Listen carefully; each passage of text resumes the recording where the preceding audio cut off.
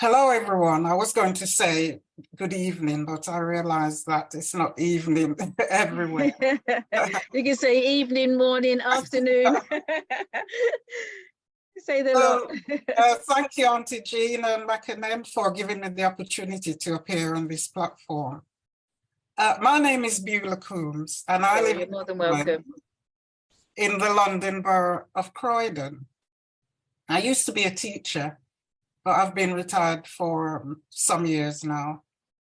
I've recently published a book entitled My Uncle Robert, and the subtitle is The True Story of a Forgotten Jamaican World War I Soldier.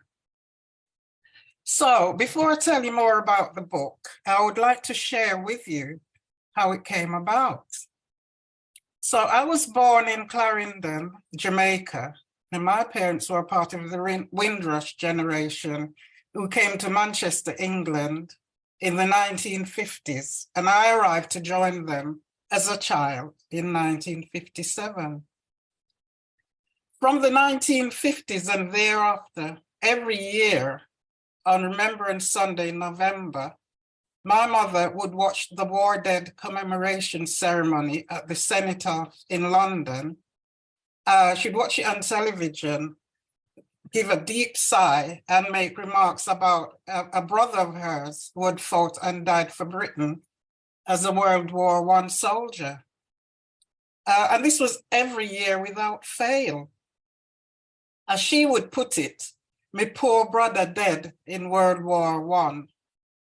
So, all this went over my head at the time as a child. It seemed really far-fetched. I mean, even the Second World War was in the distant past, never mind World War I, just seemed so remote, like a fairy tale. I was aware that there had been some Black participation in World War II because a relative who had been in the RAF, that was ground staff, would visit us in the 1950s and 60s, wearing one of those fleece-lined bomber jackets you see pilots wearing in World War II. You see them scrambling to the plane and putting on their jacket. And he would always wear that. I mean, over the years, I'd seen many war films on television, All Quiet on the Western Front, Dunkirk, The Longest Day, and so forth.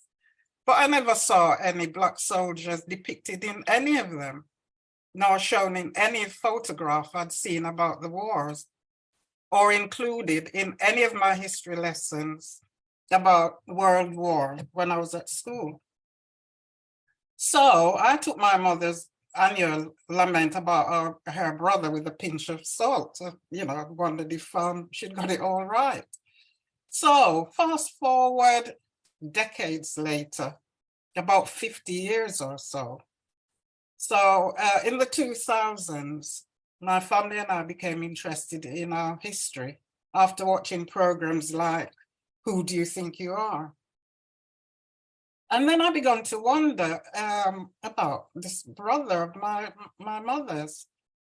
And I told my children what she'd said. By then, obviously, she'd returned to Jamaica. And then in 2007, my youngest daughter and I visited her in Jamaica and asked what her brother's name was. And that's when she told us that his name was Robert. Because over the years, although she mentioned him every year, she never called his name. She just said, "Me brother," So she told us that she vaguely remembered him lifting her up when she was about age 3.5, and that he'd gone off to England, and they never saw him again. Now, I should explain that he was my uncle, not my great uncle, because he was 20 years older than my mother, and she was born in 1914. So by the time he went off, he was an adult and she was like a toddler. So that was so he went off in 1917. Now, in 2008, there were lots of programs and documentaries on television because that year was the 90th anniversary of the armistice, you know, the end of World War I. During that year, not long after returning from Jamaica and learning my uncle's name, there occurred a series of extraordinary coincidences and chance meetings, which led us to finding evidence that not only did Uncle Robert exist, which I was a bit skeptical about, but also we found also information and details about what happened to him, that he had indeed been a soldier in World War I in the British West Indies Regiment, had fought and died for Britain. The information we gathered culminated in a visit to his resting place in the Commonwealth War Graves Cemetery in Ypres in Belgium. So the book outlines our journey of discovery and explain about the coincidences. There are also facts about Uncle Robert's fate with photographic supporting documentary evidence. For example, there's a photograph of a certificate of commemoration, which he was awarded. There are photographs of some medals that he would have been awarded. There's one there. And actually, we, as a child, we used to play, me and my siblings and cousins used to play with one of those medals, not knowing what they were. Other photographs of the cemetery, his grave with his headstone, with his name inscribed on it. And there are lots of other documentary evidence. The book also includes a backstory, if you like, in the form of a short history of slavery, about the Maroon Wars and other slave uprising in Jamaica and elsewhere, leading to emancipation, you know, making it clear it wasn't just William Wilberforce in Parliament who that led to the emancipation of the slaves. The slaves themselves had a lot to do with it, with their rebellions. Also included some information about the role that the slave trade played in the financing of Britain's Industrial Revolution. There's also information about the fact that West Indians fought for Britain, not only in World War I, but in World War II. And that, you know, the Windrush generation started to arrive in England in the late 1940s. And that was in answer to a call to come and help to rebuild the country after the Second World War. So there's also a little bit of Jamaican-inspired culture with references and quotes from some Jamaican poems and songs with those that have relevant messages. The reason I wrote the book was the realization of the ignorance of the wider population about Black people's roles in both world wars. You know, I can remember in the 1960s, some English people would talk about how their fathers and grandfathers fought for Britain as an argument against West Indian immigration into the country. They're totally unaware that, you know, West Indians also fought. And a lot of people are even aware of the more recent history, as I mentioned before, that, you know, the Windrush arrived in the late 1940s. A lot of British people don't know, for example, how it is that they've come to have Black neighbors with British names. So I've touched on those in the book. The Windrush fiasco of 2018 was very instrumental in my deciding to put pen to paper or fingers to keyboard, because the government created what they call a hostile environment for illegal immigrants. And my opinion is that a lot of the Home Office staff lumped people who came in the 1950s and 60s with recent arrivals. The outcome was there were a lot of people from that era who arrived in that era who were wrongly deported. I know of someone who actually went to Jamaica.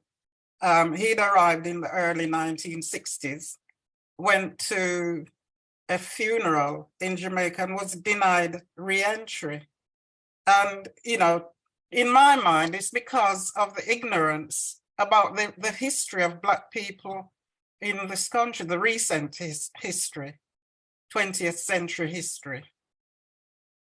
So the book is aimed not just at Black people, but it's awareness raising, that's the aim of it, informative and educational.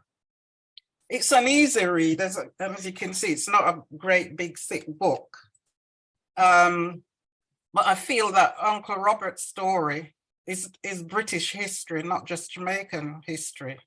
And I feel that the participation of West Indians and other ethnic minorities should be included in British history lessons, because it's part of British history as well. So it should be included in the curriculum. I also hope that the book would inspire other West Indians to do some research if they had relatives who were killed in the war, because alongside Uncle Robert are other Jamaicans and people from other West Indian islands who were killed at the same time as him and who are buried alongside him. So, you know, I've wrote this because I feel that we need to tell our own story and document our own history. The book is published by Peaches Publication and is available on Amazon in paperback, hardback, and Kindle. Thank you for listening.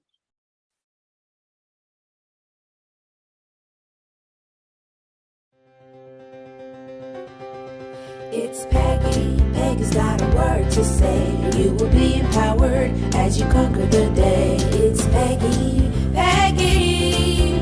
If you're stressed, get blessed. If you're down, stick around. If you're wishing, just listen. It's Peggy. Peggy speaking life into you.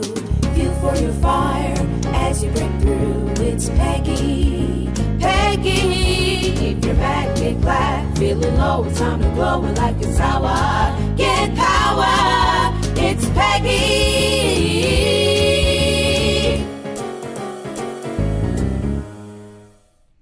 I want to thank the Black Book Show Virtual Book Tour for this opportunity to share my books. So the first book that I would like to talk about is How I'm Feeling.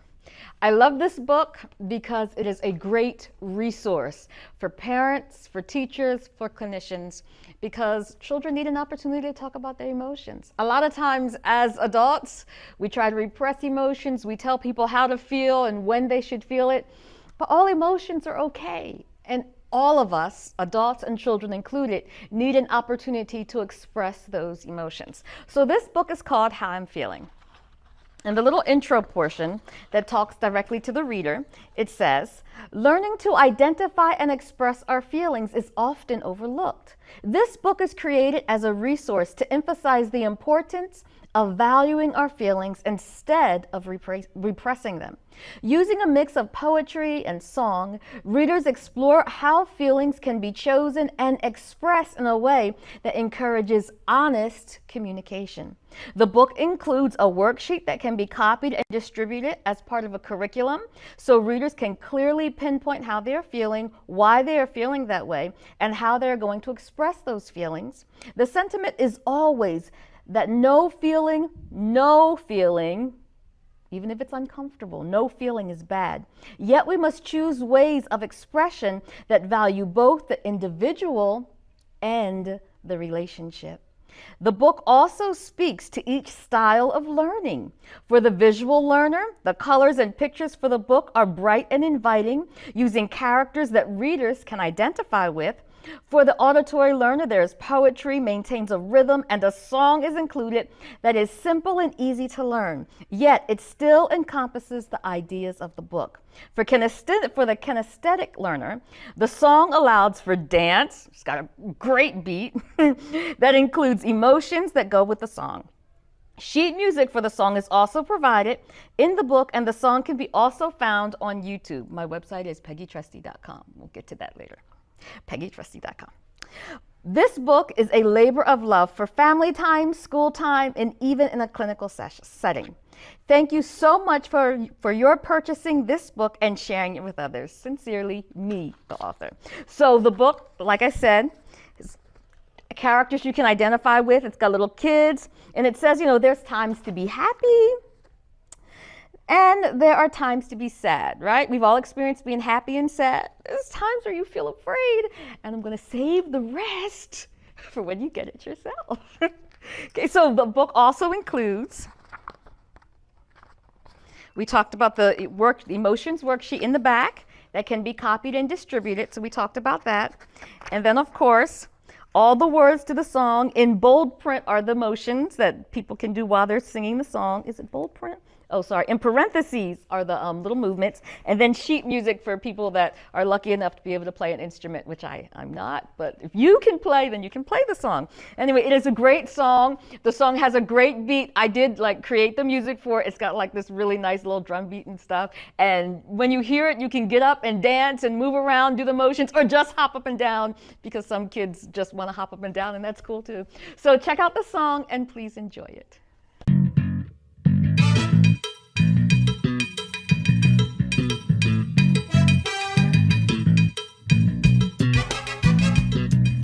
This is how I'm feeling, this is what I do. I share my voice with the world and hope you will share too. When I'm feeling happy, this is what I do. I clap my hands and do a dance, now say how you feel too. When I'm feeling angry, this is what I do. I say stop and stomp my feet, now say how you feel too. When I am annoyed, this is what I do. I frown my face and twist my lips, now say how you feel too. When I feel afraid, this is what I do. I yell, someone help me, now say how you feel too. When I'm feeling sad, this is what I do. I cry my tears and wipe my eyes, now say how you feel too. No matter what we're feeling, this is what we do. We share our voice with the world, please say how you feel too. Hopefully you enjoyed the song. Remember, the book is called How I'm Feeling. And of course, all of my books can be found on my website. My website is Peggi Trusty, Peggi Trusty, TRUSTY.com. And there's a link to my YouTube channel and everything else so that you can find information on this book. And of course, my other book, Keep Going. Now, Keep Going is very, very special to me, because Keep Going is about how you feel or what you do when you have ADHD. I have attention deficit hyperactivity disorder. And for most of my life, I did not want to tell anybody, so shh, let's keep it a secret. It's just me and all of y'all. But I have attention deficit hyperactivity disorder, and it's ADHD. And growing up, it was horrible. It was hard, okay? I want to play, I want to do stuff, and I'm always getting in trouble. I'll tell you a short story. So one time, my mom, she went to the store to buy this plant. It's called a pocketbook plant for her grandmom. Yeah, it was her grandma. Anyway, she was very excited, and it had these like really velvety leaves that like looked like bubbled up and stuff. And it was just the neatest thing I had never seen. You got to Google pocketbook plant. It was just the neatest thing I had ever seen. It was like these little bubbles, and I just liked to touch it. It was so velvety soft, and it was neat because when you pushed it, it went in and then popped out. And I just thought it was the neatest thing.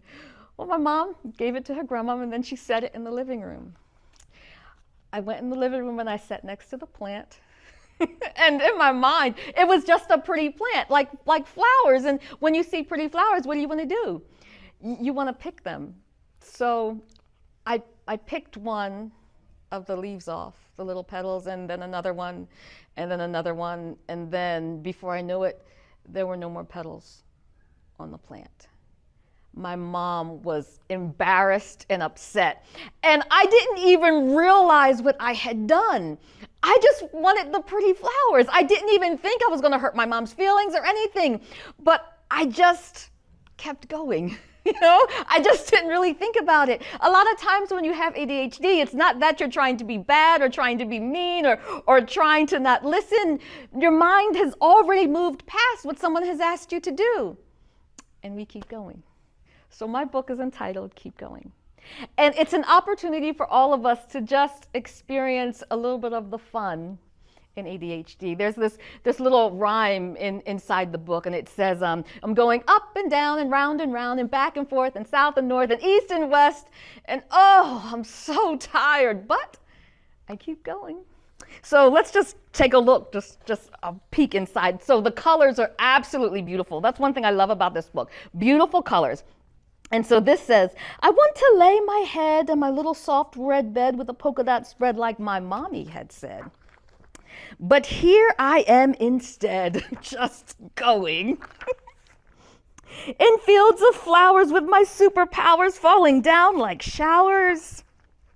So I can run for hours. Swirl and twirl on the stairs of towers that curl up and down and round and back and forth and south and north and east and west. And I'm so tired. But guess what? We keep going. But it's a great book full of great colors, and it's absolutely beautiful. And my characters in the book are 2 boys and a girl.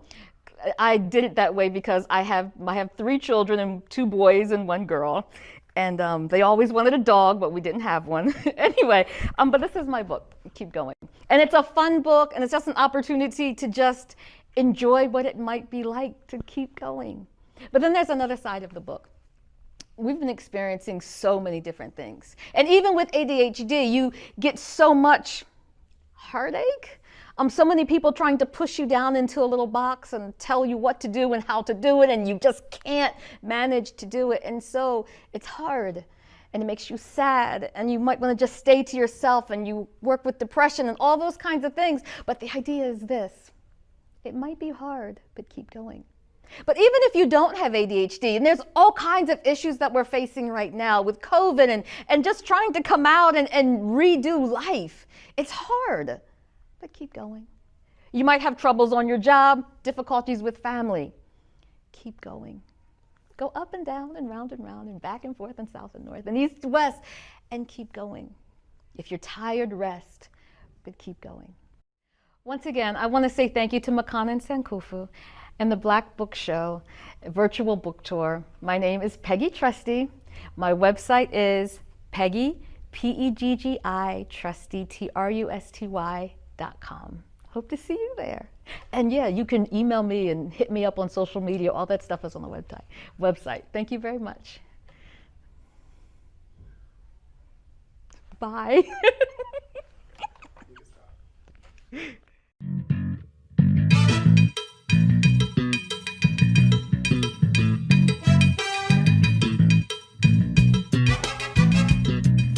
This is how I'm feeling. This is what I do.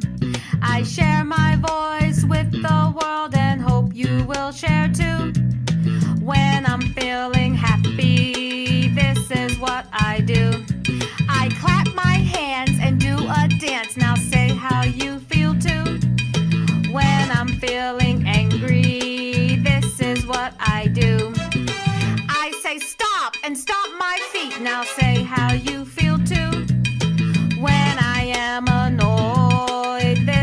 what I do. I frown my face and twist my lips. Now say how you feel too. When I feel afraid, this is what I do.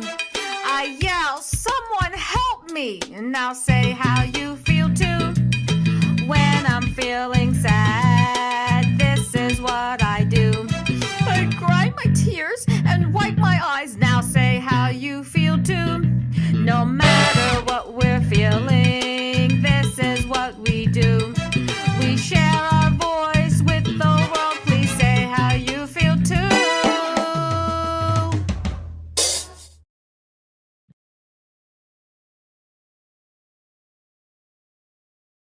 I don't want to go after Peggy. That was a great presentation. Oh my goodness. And this is how I'm feeling. I'm feeling great today. I'm glad to be here on this platform. Greetings to everyone.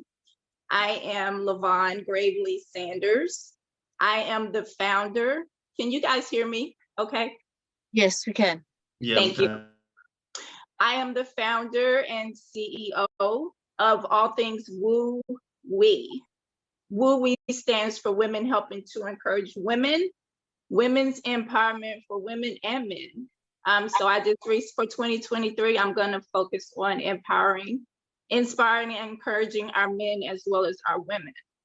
So just a little bit about Woo We. I'm free when life tries to break you.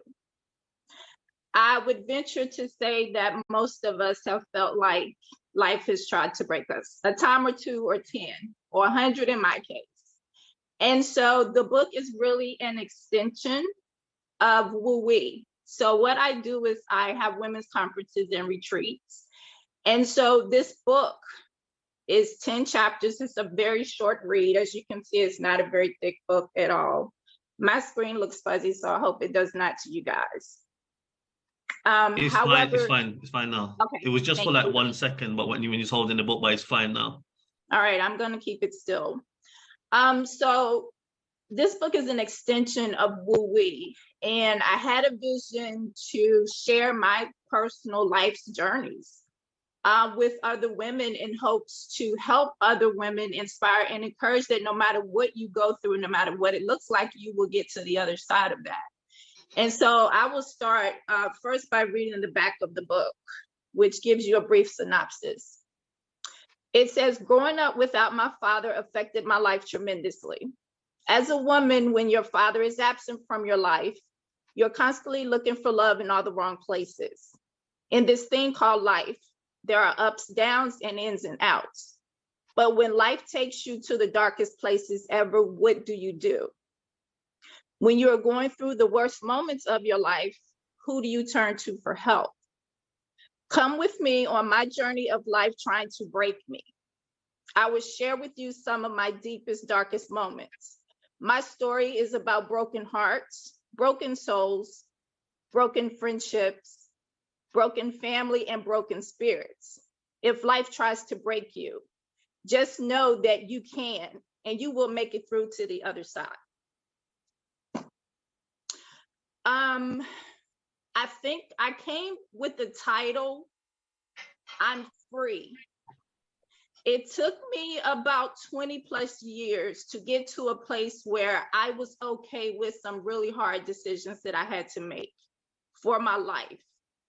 And so because of certain choices that I made for myself, I carried a lot of shame and guilt for some decisions that I made. And so this book was really about me picking out those pivotal moments in my life where I feel like those moments changed the course of my life. And what would have happened if I didn't make certain choices? Now, I understand, and I think we all understand that life happens to us, right? But a lot of times in what we decide on a particular situation, we create what that life looks like. And so I struggled 20 plus years with some really harsh decisions. And so it wasn't until I sat down with myself, and we know that's a tough thing to do. It's hard to look at self in the mirror. It's hard to sit down to really understand the things that we've gone through. We don't want to do that internal work. And so I did about 20 years later. And so in doing the work, seeking to understand why those choices were made, seeking to understand who is LaVonne, where do I want to go in life? So it wasn't until that moment when I did that I realized, you know what, I'm finally free. And understanding and coming to the realization of being free from all of the things that I was holding internally was the most amazing feeling ever. And so what I would say to everyone today, whatever that you're holding on to, doesn't matter what it is, let it go. Move past it. Forgive yourself. That was one of the biggest things that I was not able to do. And that was to forgive myself. I held myself hostage to a lot of situations and circumstances that I didn't need to. So forgive yourself. Stop all the self-sabotaging. I think a lot of times we speak negatively to ourselves. And so what happens, it creates a negative self-image, and it creates a person that's not even who you are. So let the self-sabotaging go. It wasn't until all of that my healing actually began to take place. And so the biggest lesson that I learned in all of that work, that self-healing work, along with writing this book, is that we are not our mistakes. Everybody's gonna make them. I still make them to this day. And so we're not our mistakes. Don't let those mistakes define you. Every day is a new day. Every day is a new day to do something different. Every day is a new day to start fresh. So what you have to do is just wake up with the determination that that's what you're going to do. Don't miss out on opportunities by sitting in old stuff that doesn't matter. Forgive yourself, get up and keep fighting and move forward. Do something different. Be daring.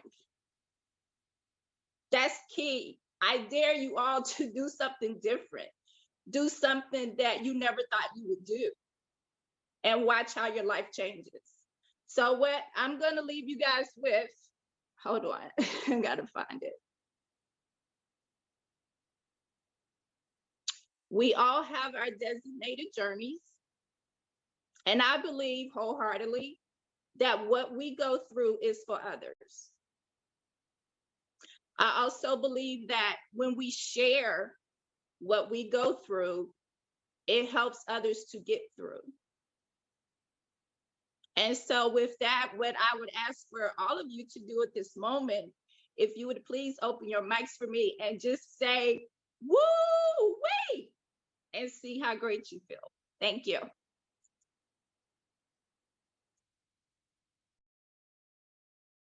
Good evening, everybody. Thank you, McConnon, and thank you, Auntie Jean. And I think I'm supposed to say, is it woo or something? Woo-wee, Yeah, something like that. Yeah. Okay, I'm feeling wooey. I've recently, I think over the last few weeks, I've not been very well. I've just returned from a little time in Portugal with my parents, and I'm feeling good. I actually caught the sun, even though it was cold, but I was on the beach with my woolly hat and boots, and I've come back and everyone said, I actually look tan, so I'm feeling good about that. What I thought I would do, so my name is Marcia Spence, and I am the director of Marcia M Publishing House and Academy, which is based in Birmingham in the UK. Although we work with authors across the whole breadth and length of the UK, and we have authors in the Caribbean who live in the Caribbean, who have always lived in the Caribbean, and we work with them. We work with authors in Portugal and also in Holland, and we also did have an author that was in India as well. So we're working globally. We have authors, in the US as well. So I just wanted to this evening really just tell a bit of my story and how I came to do what I do. So I'll read as much as I can and hopefully don't take up too much time. So once upon a time, I was an overworked senior strategic manager of services for children. I'd worked for 27 years serving communities across the whole of the county that I lived in. I had a very good salary and I was comfortable, yet I felt trapped and I wanted to be free. I wanted to explore my other passions. I had a passion for people and a passion for people development. But because I was good at my job, I just kept moving up and up into spending more time in meetings, more time in boardrooms. I was trapped. I wanted to get out. I felt caged and frustrated. I felt stifled and suppressed. I felt like a chicken when I knew in my heart that I was an eagle. I decided to leave. I took redundancy to be free. That was 10 years ago. 10 years ago, I thought I was free when I started delivering coaching, training, and events for women in leadership, particularly Black women. As a Black woman in leadership, I felt so isolated in the workplace.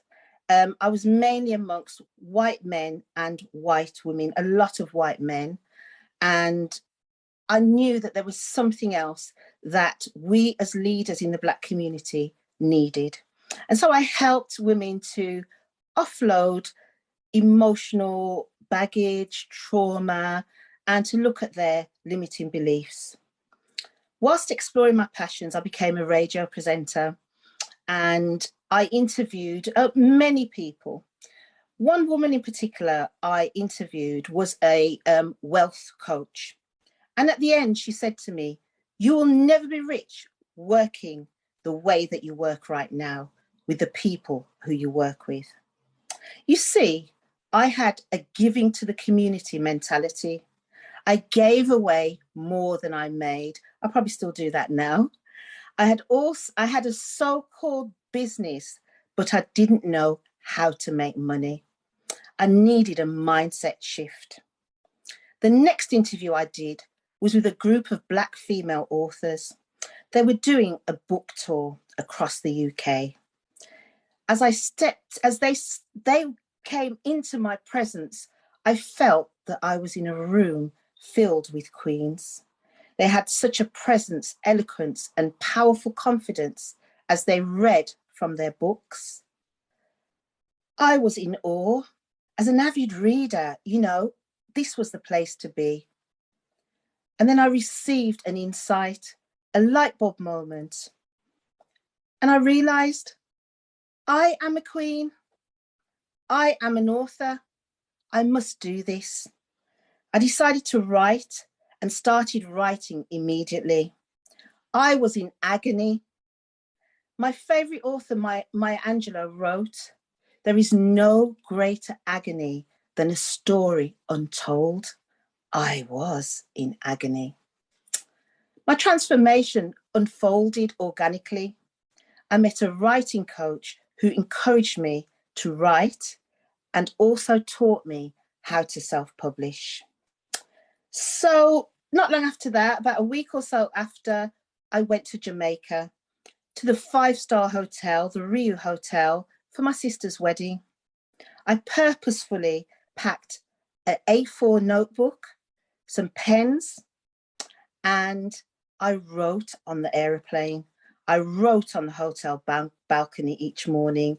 I took the notebook to breakfast and I wrote. On the beach, I wrote.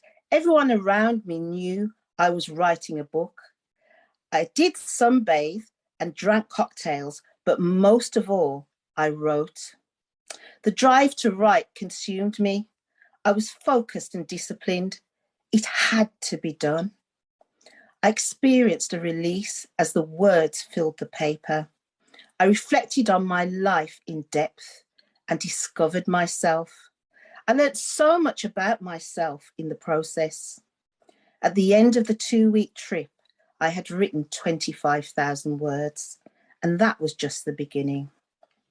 When the manuscript was complete, 6 weeks later, I had a 51,000 word manuscript, and it was ready for my editor. The editorial process took 3 months, with me taking a break of 4 weeks in between because I was afraid. I was afraid of my family's reaction to the revelations in the book. I was encouraged by another author who emphasized, Marcia, this is your story. It is your truth. I heard her and boldly released my book. My book launch was amazing. We filled a restaurant with readers who were eager to meet me. I became a mini celebrity in the city where I lived and further afield. The doors that were once closed to me were now wide open. I gained paid speaking engagements and appearances at events, and even a book signing on a cruise ship sailing to the Bahamas. My book sold out, my event sold out, and my diary was full. And it continues. I then was asked to help people with their books, to launch their books, to help revise books, to help them publish. It wasn't what I wanted to do. I was saying, no, this is not me, this is not me. Anyway, I was pressed to do it. And I can say to you today, this is 6-7 years on. I've published with over 200 authors and supported 3 fledgling publishing services to develop. I'm confidently working towards my financial and business goals. I've identified my target customer, the people who are ready, people who are writing for a purpose and have the discipline and drive and focus to build an author brand.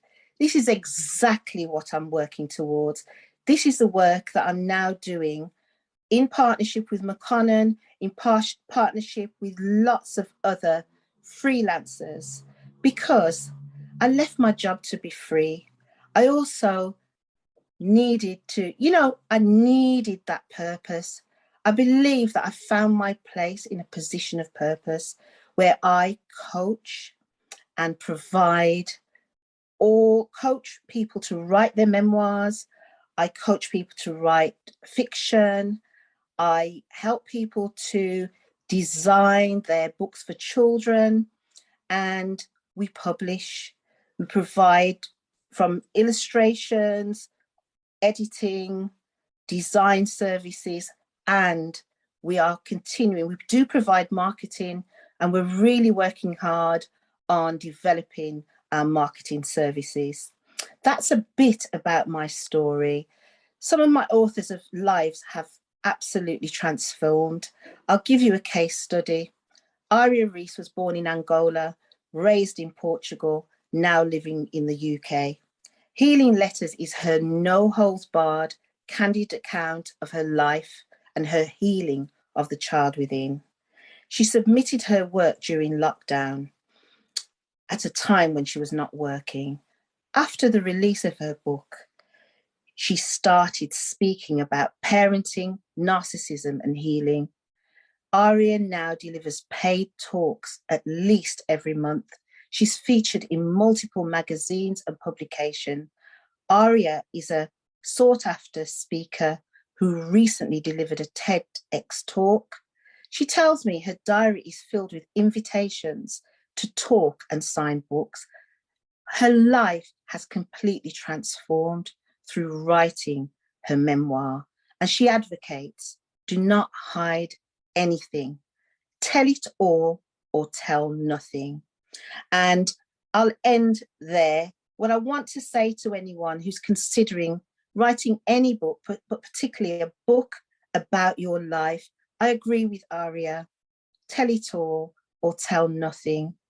Don't skim over the surface. It will free you. It will transform your life. There's nothing else to hide. I have another author. I'll just use one more author as an example. Pam Rowe, again, a very open account of her life. Pam, a high-profile, top-quality leader in social care in the UK, yet she carried a feeling of self-loathing. She didn't like herself. When I read her first draft, I understood that she had suffered all forms of abuse in her childhood. Now, Pam is free. She fought a battle. It was an internal battle, and Pam declares that she has won. She is free. There is nothing else for her to hide, and she's now in her 60s and enjoying life like she never did before. It sounds so idealistic, but it's true. Writing your story transforms not only the reader's lives, it transforms your life through the process. It can transform every aspect of your life. If you're interested, anybody's interested in working with me, I'm branded as the author's midwife because my authors say I talk about the care that I give them, the tender, loving care to pull out their story whilst we provide them support through a very, very painful process. But at the end, the victory is yours. The victory is yours because you're free and you've unburdened yourself of that weight, and you've also released yourself from the agony that Maya Angelou speaks about. To contact me, email me, info@marciampublishing.com. I will put it into the chat, and that's all I have to say. Thank you so much for listening to me this evening.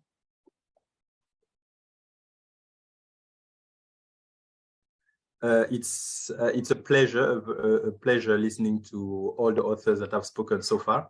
I think the next time I should be the last person to speak, since all the authors have amazing stories to tell.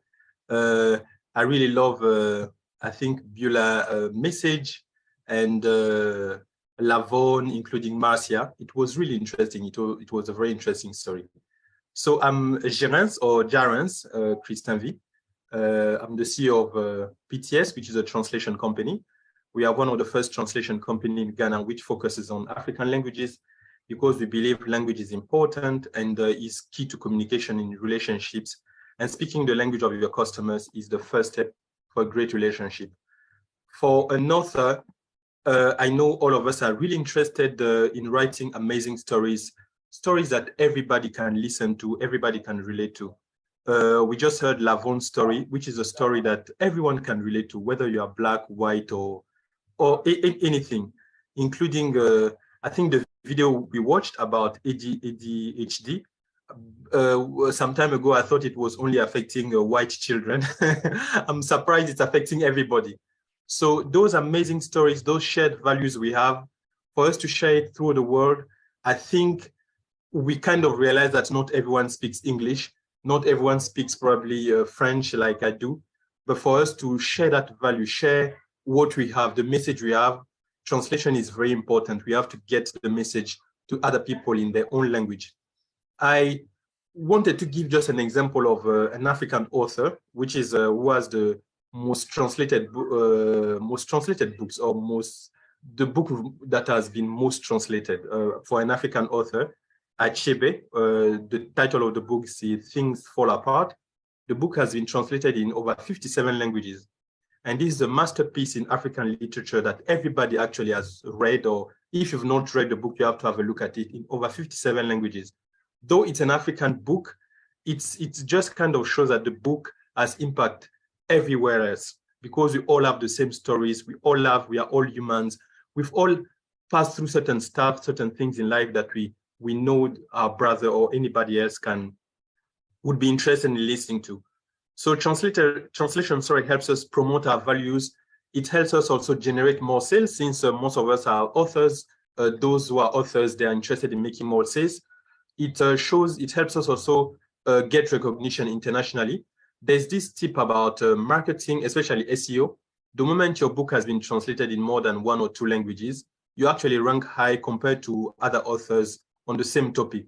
So if someone is looking for your book on Amazon and your topic is probably marketing of books, there's another author who has written the same type of book in English. But since your book has been translated, let's say in English and Spanish, you'll actually rank higher based on on that criteria. So translation will help all the authors here rank higher in the search engine and help them make more money as well. The authors we've worked with so far are, we've worked with a couple of authors from Living World, Dr. Bill Whiston for the translation of their books in Spanish, Dr. Grace Stephens for the translation of books in French. So based on that, we kind of realized when I contacted Mac, we kind of realized that we have a lot of interesting authors and who have a lot of interesting stories to tell. There's this, I think I read a little bit of a story about Bat. I think it will be another author that will come on the show. If I'm allowed to speak a little bit about her, I read a story. I think probably she's not in. She had an amazing story about being actually abandoned in Uganda. Before, when I spoke French, I never knew there was such story probably in the Anglophone world. I just knew about the genocide in Rwanda, the war in Congo, the war in Central Africa. But when I got to speak English, I got to know about English authors, English literature. I got to understand there is actually certain stories that have happened to people in the Anglophone world that we actually have experienced. So the moment I got to read those books, I got to know additional authors. I was actually interested, found it really interesting. This is just to say that your book being translated in another language will kind of show to the other people that the story, they are not alone. So it's very important that people feel that we are in this world together. The same advice, I think you could receive just in French, you can receive the same advice in English from somebody who has gone through your same life story. The opportunity we have so far, like Mac has explained, we have partnered with the Black Book Show to translate books for authors. At the moment, we have even up to 1,000 USD discount for authors who want their books translated. I think I could share. Mac, is it possible for me to share my screen or? Yeah, that's fine. You should be able to do it because it's been enabled. So basically, we have I will share the discount code we've created that you just have to type on the instant quote on our site, on our website, and the book will be worked for you with that discount code based on the partnership we've had. And I will share our website as well. Let me just see if I can share the screen.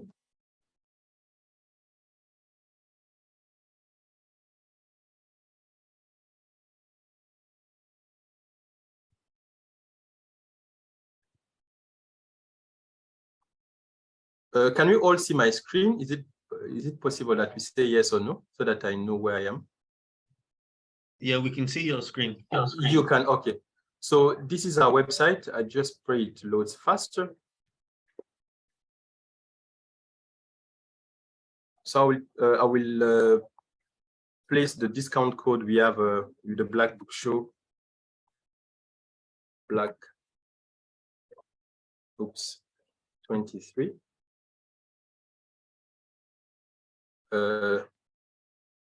That's the code to be used on our website for authors of the Black Books Show.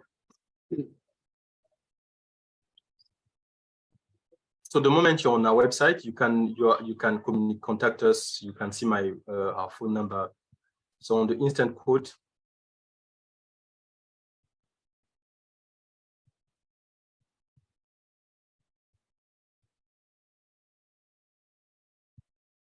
it's taking some time to load.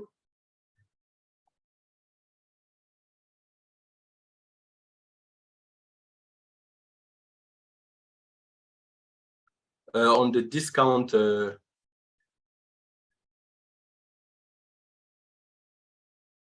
you can select your language, select what you want, your language, your type of book. And on the discount on the coupon code, just write the Black Books 23 in capital. I think that's it. Is there any question? Are we allowed to ask questions and to answer questions? Mac? If anyone's got any questions, what it is, they will put it in the they can put it in the Zoom chat. But what I would say is leave your contact details, because then they can directly contact you, because we've got to move on now to the next speaker. No problem. I've done, sorry. If you could mention your website, say it as well for the people that I'm thinking that are listening on Black Culture Radio, because the people on Zoom and Facebook can see this, but they can't. Obviously, they're listening via radio. So say it slowly. You might want to spell it, the website, for where people can get the quote, and then also mention one more time the promo code. So if they do take your services, they obviously get that discount. Okay. So the website is polyglot-translation-services.com.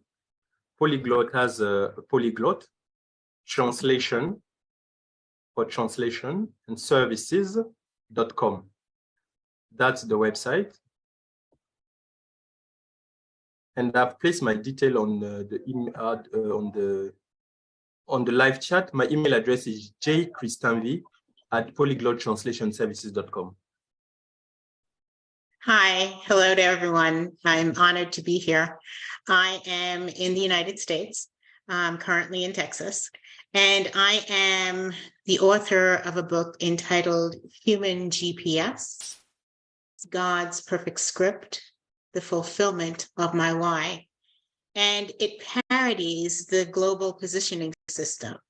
So not only am I an author, but I am also a coach. And what I'm going to do is share my screen now with an outline of what I'm going to be doing today. As a coach, basically what I do is enable people to live their created purpose. And oftentimes people think that their purpose is fixed, but it isn't. It is something that ever evolves with us. And as a result, everything that we go through, everything that we experience, the good and the ugly, is an integral part of your why. And so as we work together, just as in my book, we discover your purpose now.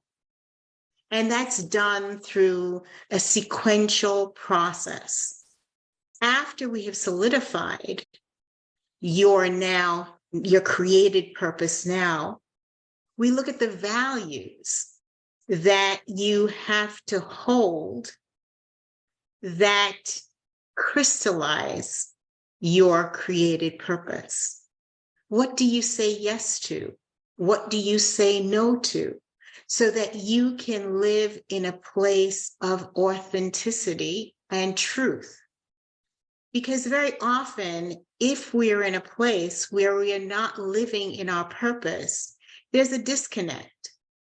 Our mind wants to do one thing and our body does another, or we make promises in the morning and we don't keep them by the afternoon, or like many people, they have made New Year's resolutions. And because they are not interwoven into their created purpose, they don't last. By the second week of January or third week of January, many people have forgotten those New Year's resolutions. So as we move into establishing your created purpose now and your why now, and it becomes more and more entrenched in your being, there are behaviors that exemplify it. So you cannot, if you decide to lose weight, there are decisions that you have to make. And so your value is being the desired weight that I want to be, or being the desired person that I want to be, congruent with the decisions and the behaviors that I'm doing on a minute by minute, day by day experience. So those are the things that we look at during the process.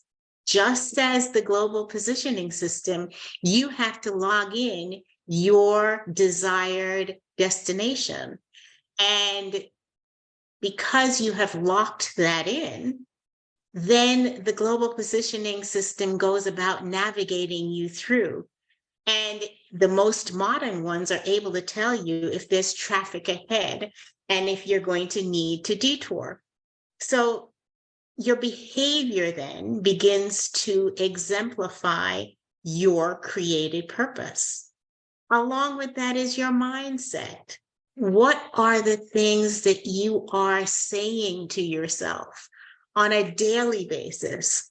We look at fine-tuning those so that you can be, again, aligned, mind, body, and soul into your created purpose. After that, we begin to set goals and realistic goals.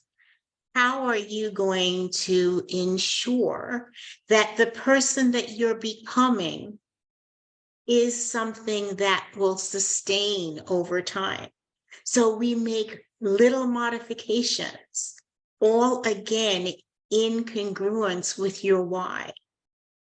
And then going forward, enabling you to have become so committed to your created purpose that you can example for others, and even because of your commitment, influence others. So in a personal story for me, I wrote my book. It became published in 2019. Well, in 2021, in 2021, sorry, I got diagnosed with an aggressive breast cancer. And I had to now see how my created purpose, how my why was going to deal with this newfound obstacle in the way.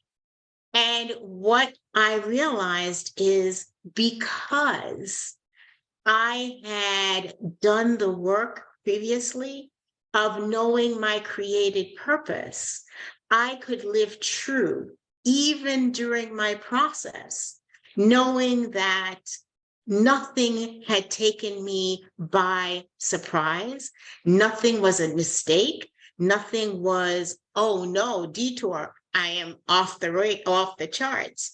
But I knew that how I showed up in the world and how I showed up during this process had to be consistent.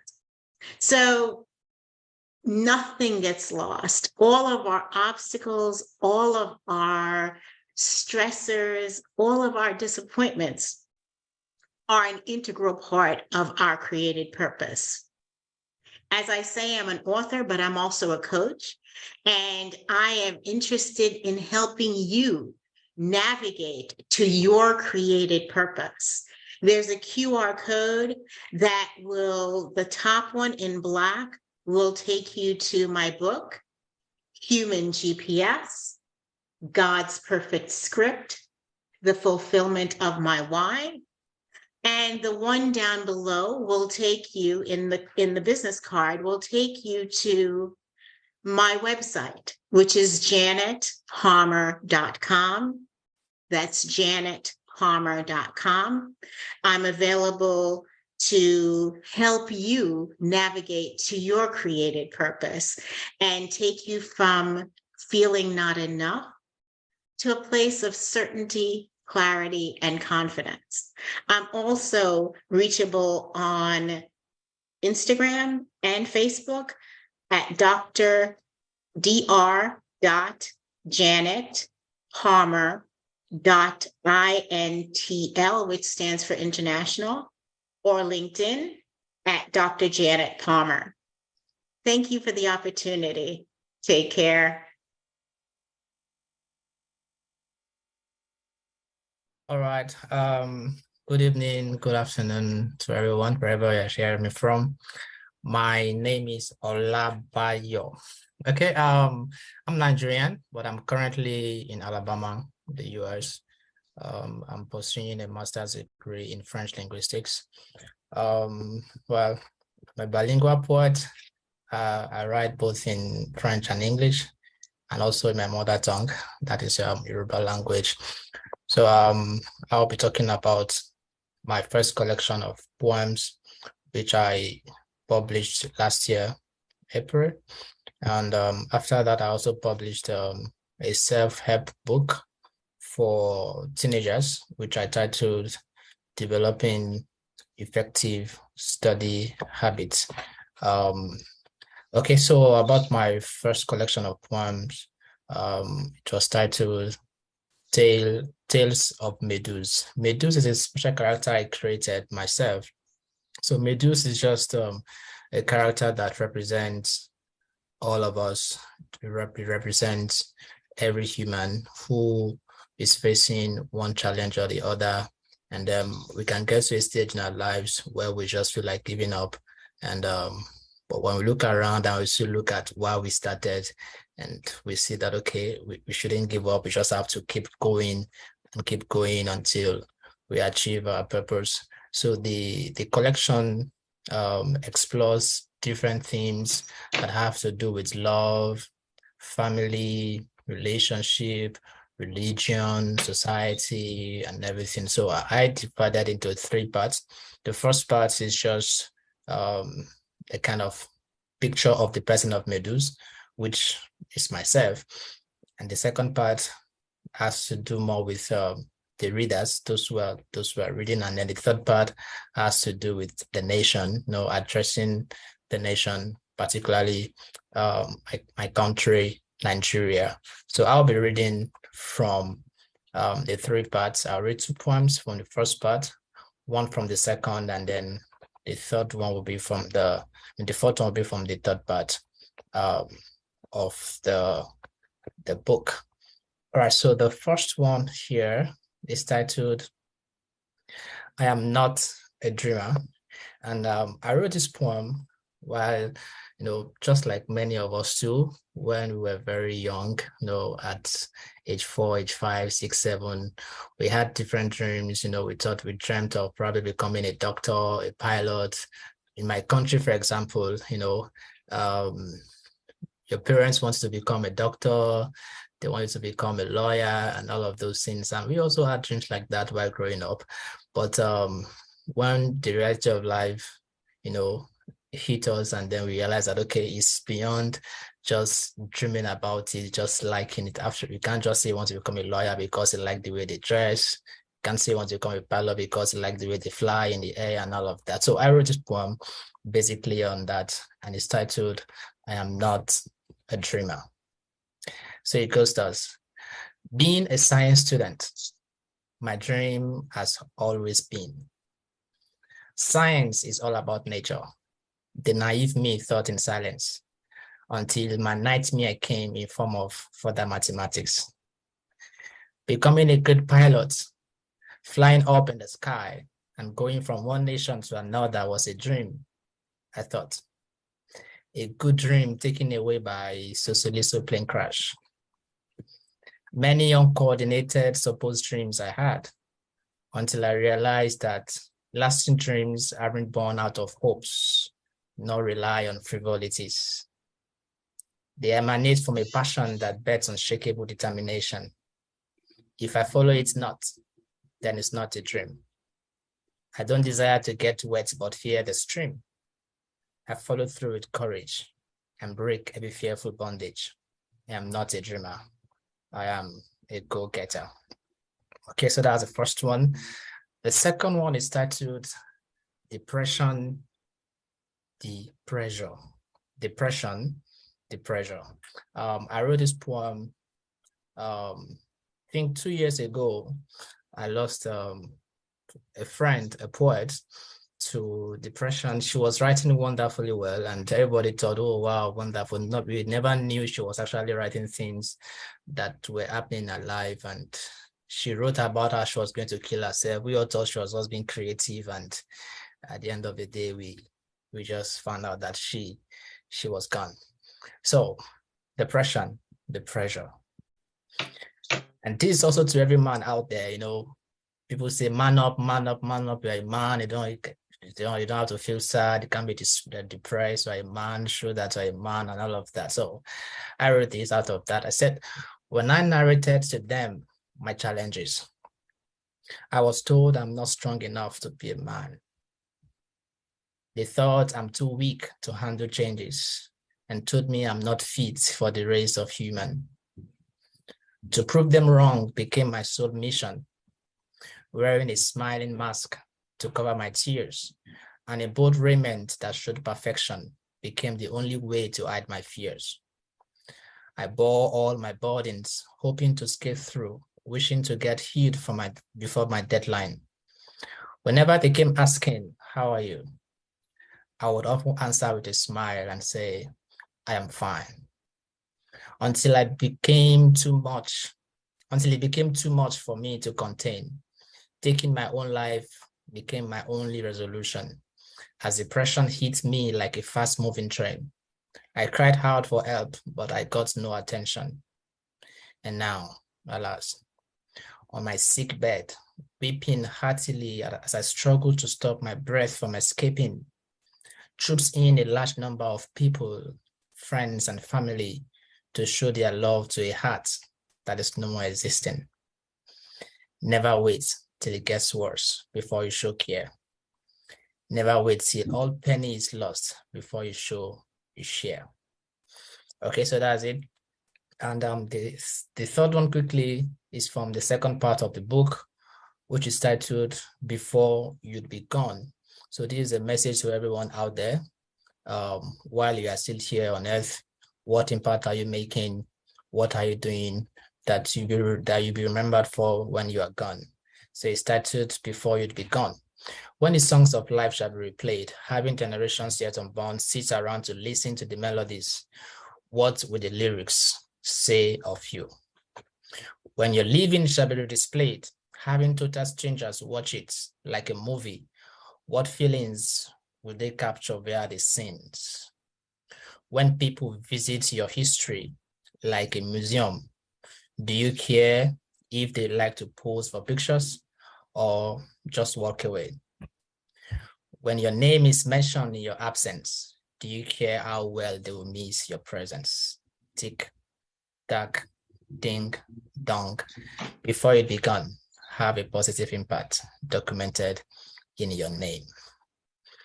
Okay, and then the last one titled "My Nation." This is from the last part of the book, "My Nation, Nigeria." So basically, for those that know my country, many things are happening, and I just had to put some of these in my thoughts and then in writing. So my nation, it goes thus. We used to go down the stream with all joy and gladness to get our pot filled to the brim. We feared not the road's quietness. No fears, no worries, just telling stories as we walk down the streets with no shoes for our feet. But now, all is become a history as we avoid the lonely roads at night, for evil often lurks around waiting to smite. We are afraid of a large crowd in the day, for no one knows when evil will come to sway. Enjoying a peaceful ambience has become a mystery.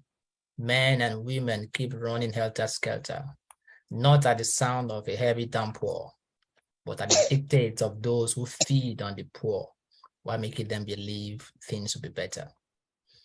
Each time I see the state of my nation, how people get drunk with religion and drink from the pot of tribal differences, the thought of giving up on her invades my senses. But no, in her, my dear nation, I still believe. She's blessed with great creatures. Awesomeness is part of her features. I have faith that she'll get over this moment and make us all forget the past torment. Thank you. So that is, I just read 4 different poems from my collection, which is titled Tale of Medus, and other poems is currently available on Amazon, Amazon KDP, and also on Okada Books. I will share the links to the book shortly. Also, aside, when after writing this particular book, the money I made from it, I used that to publish the second book, which I actually gave out for free to secondary school students. I made about 500 copies of that book, Developing Effective Study Habit, because I realized growing up, I had issues with, studying, which I believe most of us who don't really like to read, they said this for exams. I had issues, I struggled all through and all of that. So I had to put these ideas in book and try to encourage the young ones how to, how to develop a effective study habit. So I made about 500 copies of the book, and we went to different schools to give to them, and then to some churches who have teenagers, we give free copies of that particular book. So it's not for sale. So there is a link to that, which you can get the soft copy as well, the PDF copy of that book free of charge. I will share that too at the end of the program. Also, I would also say that I'm also the founder of Witty Writers World. Witty Writers World is just a creative organization where we promote creatives, both writers, spoken word artists, poets, singers, whatever, anything creative at all. We promote on Witty Writers World, and we have this show we do bi-monthly, every 2 months, which we call Poetry Cafe. For the past few months, the Royal Lion Newcastle has been a very great support to that show. We welcome creatives from everywhere in the world. So in case you'd like to be featured on Poetry Cafe for our next season, do well to reach out to me. I'll be dropping my email in the chat room, so you can reach out to me. You can be featured either as a spoken word artist, as a poet. You can recite your poem, you can read from your collections to the world. And then if you are into music, you would like to sing, because Poetry Cafe is a blend of poetry and music. So that will be all from me. Thank you so much, Makonnen. Thank you, Black Book Show. Thank you, Auntie Jenny.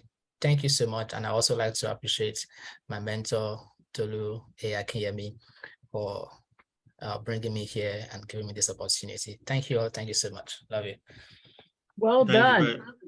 Thank you very much. Yeah, I'd also like to Thank hail up you. Tolu A Akinyemi, one of the sponsors of the Black Book Show. Before you go, just for those that are listening on Black Culture Radio, can you just please repeat? I know the latter book you said wasn't for sale, but the poetry book, can you just tell us again slowly, very slowly, the title of that book, your name, spell your name, and where that book can be purchased from? Okay, the book is titled Tale of Meduse. Tale, Tale, of Meduse. Meduse is spelled Medouse. Tale of Meduse by Olabayo Joshua Awodirepo, just like you see it on the screen. Olabayo, Olabayo, Joshua Awodirepo. So it's available on Amazon. For those who are in the US and in UK, you can get that from Amazon. I also made it available on Okada Books, because that is what people back from my home country are more familiar with. So it's available on both Amazon and Okada Books. I am Tamika Bryant, and I am based in Upper Marlboro, Maryland. And I wrote a memoir entitled Surviving the Gauntlet, Memoir of a Single Mother. And it's about my personal experience of raising my children as a single parent and my experience of being raised in a single parent family home.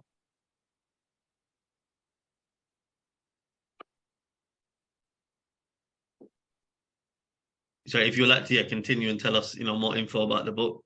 Sure, I'm going on now. Thank you.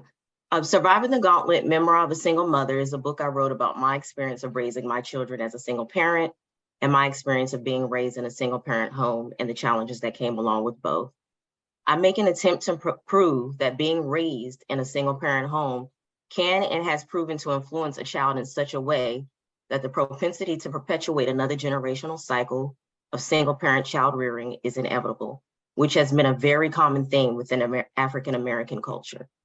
Throughout my book, I give an explicit account of my journey, which includes some humor, family dysfunction, profanity, sexual content, and tragedy. I use these various methods to both entertain and keep the reader captivated while leading to the plot. What makes my memoir of the single parent struggle stand out is that Surviving the Gauntlet touches on various realistic and common aspects of life that many people can relate to, such as parenting, substance abuse, domestic violence, love and romance, sexuality, heartbreak, anxiety, depression, spirituality, self-actualization, forgiveness, reconciling with one's wrongdoers, and then reconciling with ourselves, and personal triumph. I begin my book with a very intriguing introduction, giving my perspective of why and how single-parent homes affect children in a negative way. I use my own personal story to justify this perspective. And I'm just going to share my screen so that I can show my book. You can see this.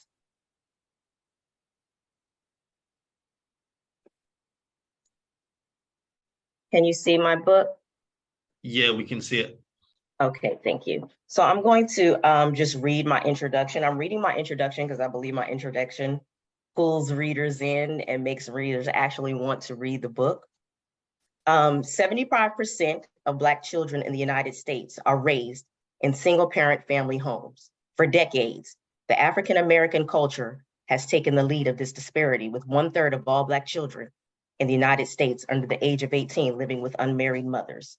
While some of these children grow up and become healthy young adults, others experience a wide range of familial challenges that leave them vulnerable to varying forms of abuse, self-esteem issues, codependency, self-identity issues, socio-emotional issues, anxiety, depression, and sadly, much more. In pursuit of approval and acceptance, many of our youth seek out gang affiliation and are lured into a life of crime involving drugs, robbery, and homicide, some of which has been the result of young men taking on the role of bringing in extra money to help their struggling mothers make ends meet. Our young women, barely exiting puberty, engage in promiscuity in search of father figures within each man they copulate with because they never receive the proper affirmations from their own father. Yes, there are single parents who have successfully done the job of two parents, but the irony of it all is that God intended for that burden to fall upon two souls, not one. Consequently, that burden can produce inner wounds so deep, with the potential of placing more complications on the parent-child relationship than what either the parent or child can bear. Where there's an imbalance, there's chaos. And where there's chaos, there's bound to be a brokenness within the family unit that can influence the child in such a way that the propensity to perpetuate another generational cycle of single-parent child rearing can and has proven to be inevitable.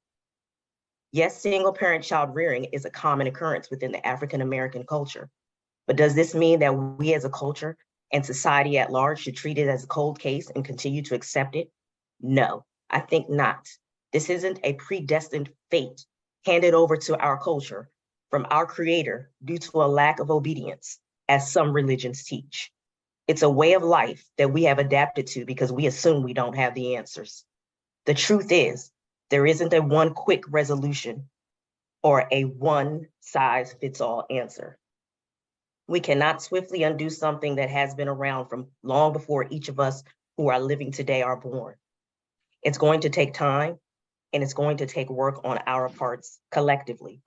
It first starts with awareness, not the kind of awareness where we are all aware that a problem does exist. I'm speaking of the kind of awareness where it hits home in every soul because we have heard the stories of both the parents and the children who have survived the consequences of the broken family structure. To those who have negated these challenges, blessed are you. But to you who have felt the sting of the hell that can accomplish you for being a product of a broken home, I empathize with you through my own story and experience of how I survived the gauntlet. Stop sharing my screen. That's my introduction, and my book can be found on Amazon. I put my link in the comments. You can also find my book on my website, TamikaBryant.com. I'm going to put that in the chat as well. Well, thank you, Nicole and Auntie Jean, for this opportunity. I'm truly honored just to be here, and I've been here so many times, and just each time I'm hearing some terrific authors, you know, and I'm really proud of our community, especially those that are helping so many other Blacks and educating. And so I want to thank you for that opportunity and to be listening to you guys. I'm going to share a little bit about my book, and I'm going to also share about Truth Communications, which is my publication company. I'm having a little bit of trouble sharing at my screen here. Give me a moment.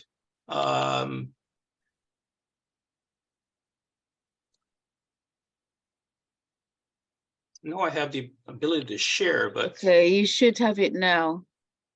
okay. Are you using two? Try again. All right, let me do that again. Give me a moment. And this is always a challenge when I'm trying to share multiple things. So give me a moment. Have you got two setups, or are you okay? Yeah, no, I'm okay. Let me just share the audio, and there we go. Okay. I'll share the PowerPoint. Okay. I don't know if you can come on. Terrific. I'm not sure if you can see this in full screen. I'm going to share it in full screen, and usually that's where I lose the sharing. But let's do that, and let me know if you can see the full screen. Otherwise, I will return back to the PowerPoint. Basically saying to double click to enter full screen mode. Okay, terrific. So is it on full screen mode now? Not yet. Yes, yeah. Wonderful, wonderful. Okay, it worked. I'm a technology guy. I should know this stuff. Okay, anyway, of course, it depends on your computer and how fast that is and all that, but that's another story. So listen, thanks again for this great opportunity. My company is called Truth Communications, Media and Publications. And a little bit of quick story about this here is that this came to me as a download several years ago, where I was in a really transitional time of my life. I left the corporate world to do my own thing, essentially, and my faith is very strong. And I really just got this as a download. And truth stands for trusting righteousness under the heavens. Communications, media, and publications. And it was, I felt in my spirit, inside of me, that it was supposed to be a publication for the digital space. And yes, printing is secondary, or is an option, but it's secondary. So anyway, that's the premise behind my company. And it is an independent publishing company that helps authors publish their books. So we don't charge royalty. We work with you to publish your book. And I've been fortunate in the last couple of years to publish 5 books, including my book. And I'll talk a little bit about that. But let me just hang on a second here. I just want to get this. Okay. I'm going to flip over to this commercial. I'm not sure if you can see this. If it's running, the audio may not be operational. That's okay. Just take a peek at that and I'll talk over it. We can see it. I can't hear it, but we can see. That's okay. That's okay. So we really just work with you. It's about integrity. Publish with truth, where dreams come to life. We work with you to help you bring your dreams alive. And you may have a book, you may have a poem, you may, whatever it is that's inside of you want to come to life. We work with you and bring it through an entire process and really help you gain that confidence, because at the end of the day, we turn everything over to you, and we help you publish it on Amazon and various other platforms, Barnes and Noble, you name it, and we do this globally. Okay. And let me just jump to the next slide. This is my book I'll be talking about, the Digital Gold, and I won't say much about this, but we work with you in a proposal format and take you through the variety of stage. Here's a quick. Digital Gold. It is your power. How your personal data is changing business. It's very low though. Wayne Hinds. I don't know how to turn the audio up on this. Give me a moment. Hi, I'm Wayne Hinds. Yeah, let me turn it up. I'm here to share a little bit about a book that I've written that is very near and dear to me. I love technology. Technology is one of my passion, and I've just seen technology, how it's transformed our world in just a short period of time. And as a result of that, I've been in technology space for a number of years, and went to university to study computer science, and back, I won't date myself here, but back then it was the clunkers of computers, if you will. And it's amazing to see how things have just expedited so fast in terms of innovation and technology. And so, I wrote this book called Reclaim Your Digital Gold. And Reclaim Your Digital Gold is about data, how data started sort of in its infancy. And as a result of that transformation of all these, or I should say, innovations, from software development to hardware innovation to the internet boom, all the way through to where we are today.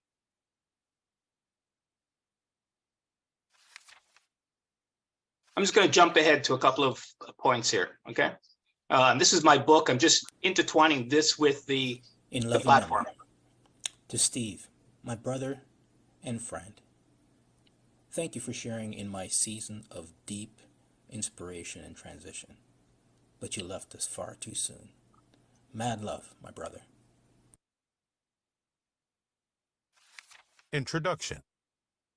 Data has quickly become one of the world's most valuable commodities, and we are willing to trade our personal information for convenience, entertainment, and instant gratification. As a result of the widespread acceptance of the internet, booming mobile device usage, and vast amounts of data, new business models have emerged to meet our every need and convenience online. Data has become the fuel to power many businesses' goals and engines.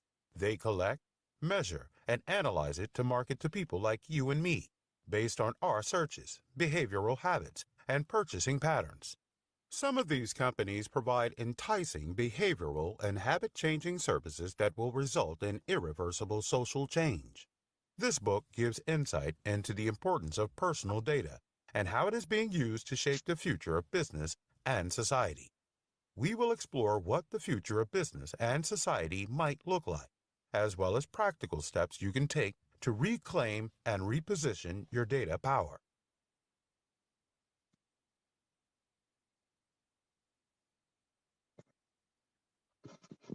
So this is the platform, and I'm going to just come back to my slides here and just talk to you about, once again, about Truth Communications. What I just showed you is a mock-up of my my book. Essentially is running on the platform that you're seeing there, where I've baked in video and audio into the book. So it's you get a digital experience in addition to getting print, as you know, and so on and so forth. So you can post it on Amazon, absolutely. You can distribute it into any channels. But on my platform, where I help authors publish their book, they have an opportunity to be able to experience their story of how they came to create their book baked into the book. So that's what you saw there is my book with my story, as well as a little bit of a reading of the dedication I gave to my brother who passed away while I was writing the book, as well as an audio version of that book. So we focus primarily on the digital aspect and giving you all the digital assets. However, it's print on demand, which means you can print as many copies as you like. You can get them through Amazon, you can get them through other platforms, very inexpensive, but we walk you through an entire process. And this is what that process looks like.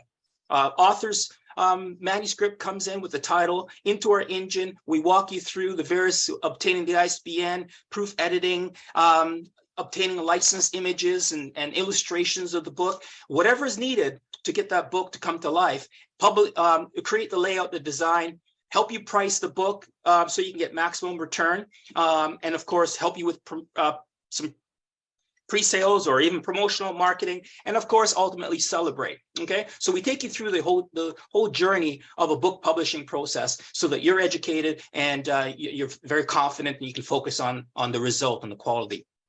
We do cover design. I won't labor all these points here, but cover design from a concept right through to, and we're very involved in that process with you, okay? Or I should say you're very involved in that process with us. Editing, I mentioned already, and I won't read all these points here. Audio production, you got a taste of the audio of my book there that I shared. The digital marketing, we go through an entire marketing campaign of various strategies and so on. Many of these strategies, I must give props to McConan. He's covered off a lot of these in his books, but we work with you to actually implement these and get results, as well as strategic promotional services, so on. So this is a sample of, just a small sample of some of the books that we published. And as you can see, they are shown on any device.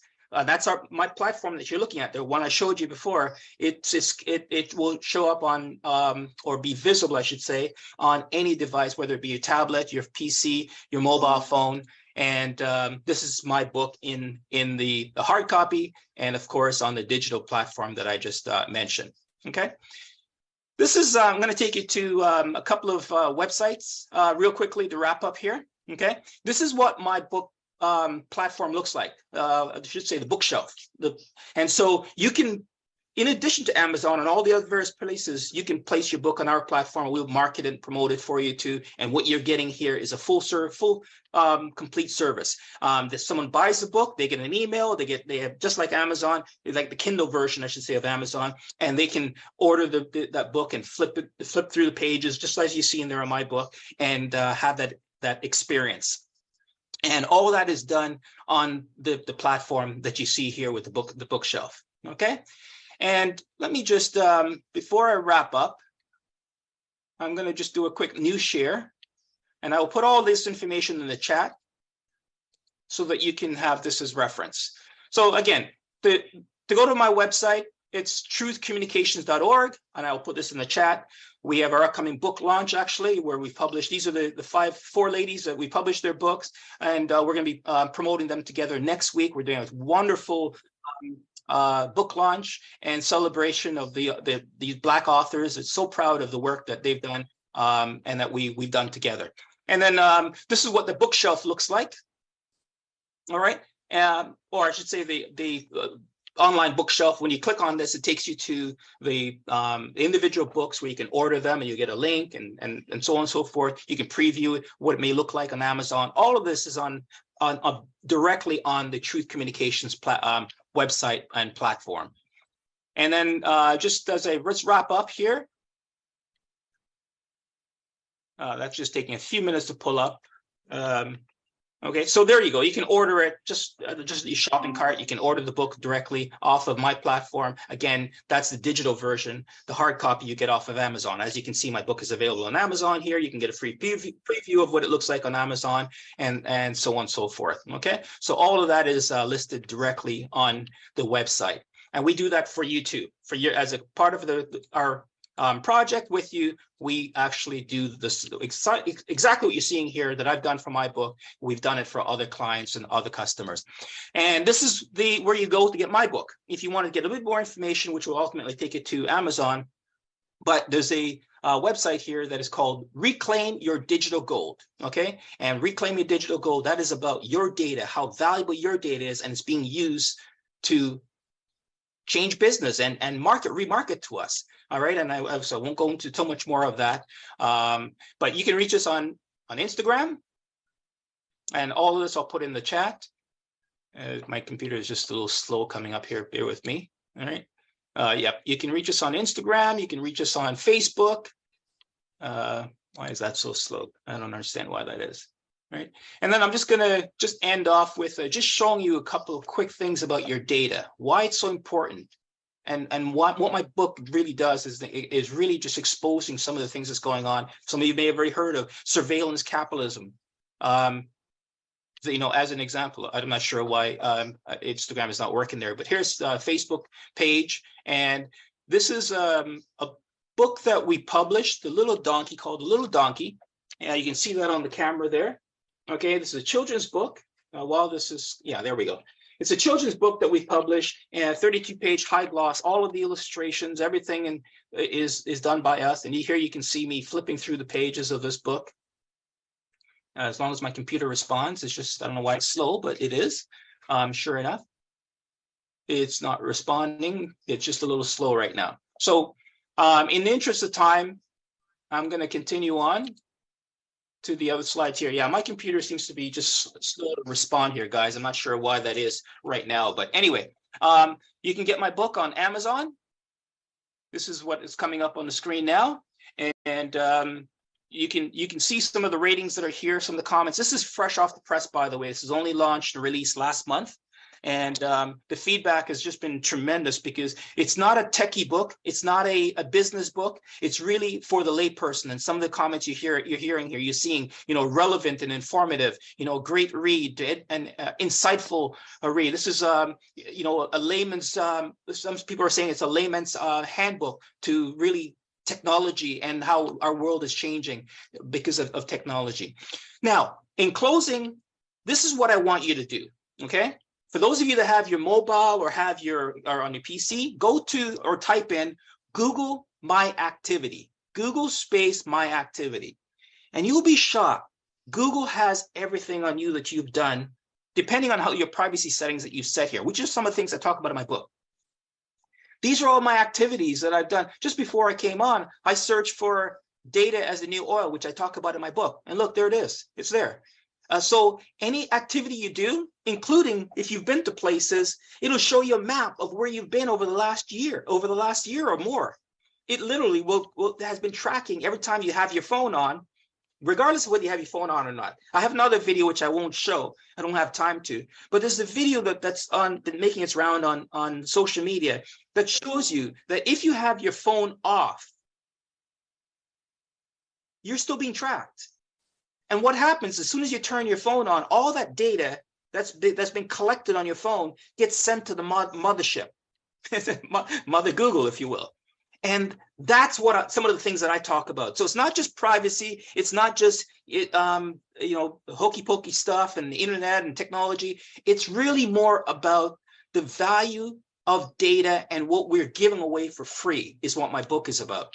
As it relates to the company, Truth Communications, I thank you for the opportunity. I'm going to, we have a free consultation if you're interested in seeing how we can be of help. We'll be glad to meet with you. I'll put my information in the chat right now. And that's it. I want to thank you for this opportunity. And I'm Wayne Hinds from Truth Communications. My name is spelled Wayne, W-A-Y-N-E, Hinds, H-I-N-D-S. The company is Truth, T-R-U-T-H, Communications, and the website is truthcommunications.org. And just before you go, that's how they can get hold of you, because on Instagram and Facebook, is it as well? Yeah, those links. That's correct. Yes, I'm just going to put those. Yes, I will put. You can reach me at Wayne at Truth Communications. I'll just put that in the chat right now, and that's coming up. Okay, I'm just saying that for those people that listen on the radio. That's why. Yes, you can. That's correct. Okay, cool. Okay, thank you very much, Wayne. As always, look forward to having you back on the show again next month. Wayne Hinds, one of the sponsors of the Black Book Show. We're now going to go on to the next author. The next author is Fummi Coker. I hope I pronounced it right, or I tried anyway. Fummi Coker. Please, if you would like to start by saying where you're based, give an introduction into yourself, and then tell us all about the book that you've written, please. Okay, hi. Could I say good evening, good afternoon? My name is Fummi Coker, so it's spelled F-U-N-M-I. It means give me, but the full meaning is Oluwa Fumilayo. That's God has given me joy. I'm from Nigeria, Lagos, Nigeria. I'm currently based in London, United Kingdom. So I wrote a book called Letter to Lily. I hope this is clear enough. Or okay, but I can still put up something on the chat. So I wrote a book called Letter to Lily. Letter to Lily is you can call it a life manual for a girl child, and you wouldn't be wrong. But Letter to Lily goes beyond that. It's a collection of poems that preaches deviance against accepted order. For centuries, girl child has been taught to play second fiddle. Our roles relegated to homekeeping and children grooming. But women like Michelle Obama, Nina Simone, and Chimamanda Ngozi Adichie, and a host of others, they have rebelled against the wrong order and inspired others to do the same. Beyond the concerns of the girl child, this collection also derived into subjects like identity, race, and beliefs. It's a collection of poems that every girl child should own. It's like a pamphlet, yeah, that would embody every reader to own a space, to make her voice heard in a society, in a workplace, anywhere and everywhere. So I would,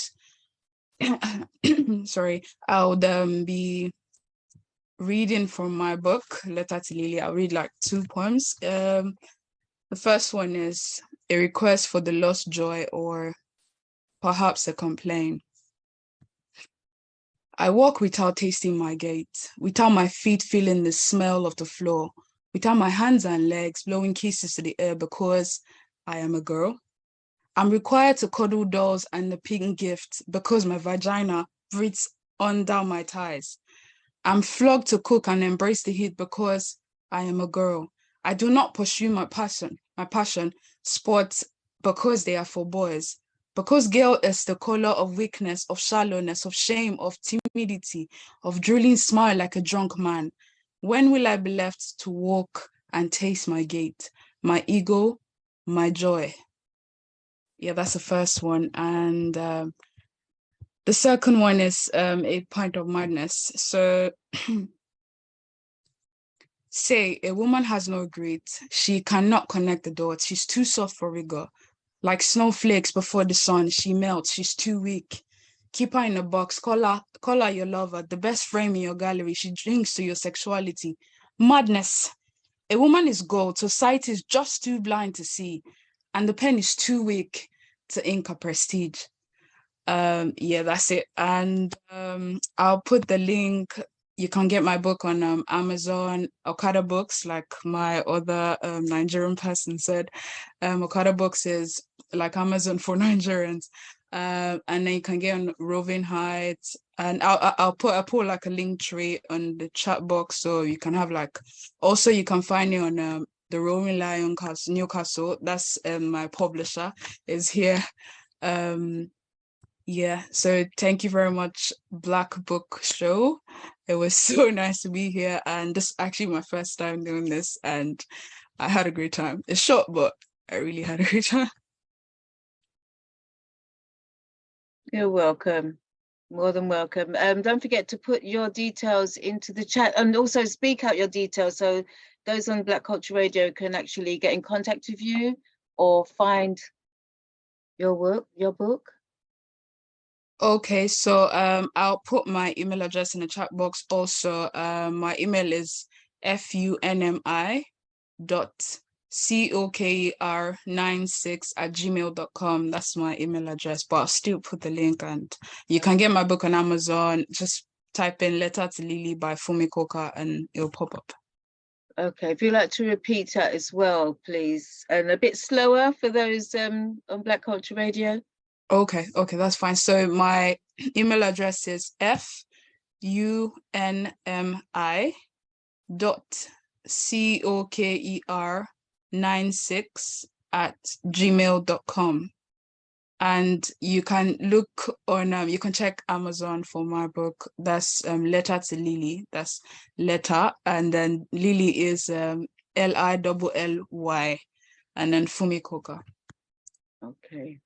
Tamera Foley, please come on. Tamera Foley is also a sponsor of the Black Book Show. Education for All Now, as well as Garwell Publishing, are her 2 companies. So Tamera Foley, anyway, I'll let you do all the introductions. Tell us where you're based and more about what you do. Hello, everyone. I am based in the Chicago area, Illinois, and I also am an educational consultant. I work with families and schools, educating teachers, educating parents regarding students with disabilities or social emotional learning. But today I'm going to talk to you about a collaboration that I'm involved in with 18 other authors. And I'm going to share my screen with you.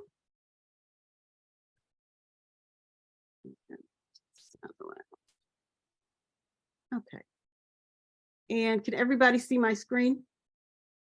Yes. Sorry, yes, we can. Okay, perfect. So February 1st is National World Read Aloud Day. So 19 of my author sisters were got together and decided these two, Crystal Jordan and Jasmine Hawkins, put together this collaboration. And what we'll be doing that day is reading all day, giving away prizes, but we'll be reading children's books. So if you are a teacher, or you have children, or have friends that are teachers, please share this information with them. And this is just a great opportunity for children to hear, and then it will be posted on YouTube. And I'll put all the information in the chat. But it's a great opportunity for children to hear stories by people that look like them. And so all of us are not African American, but certainly the majority are. So I just want to push this and have people to know that it's going on. So for schools, for daycares, even if your children, grandchildren, just know that this is available on National Read Aloud Day. Also want to have a video. Okay, make sure the video.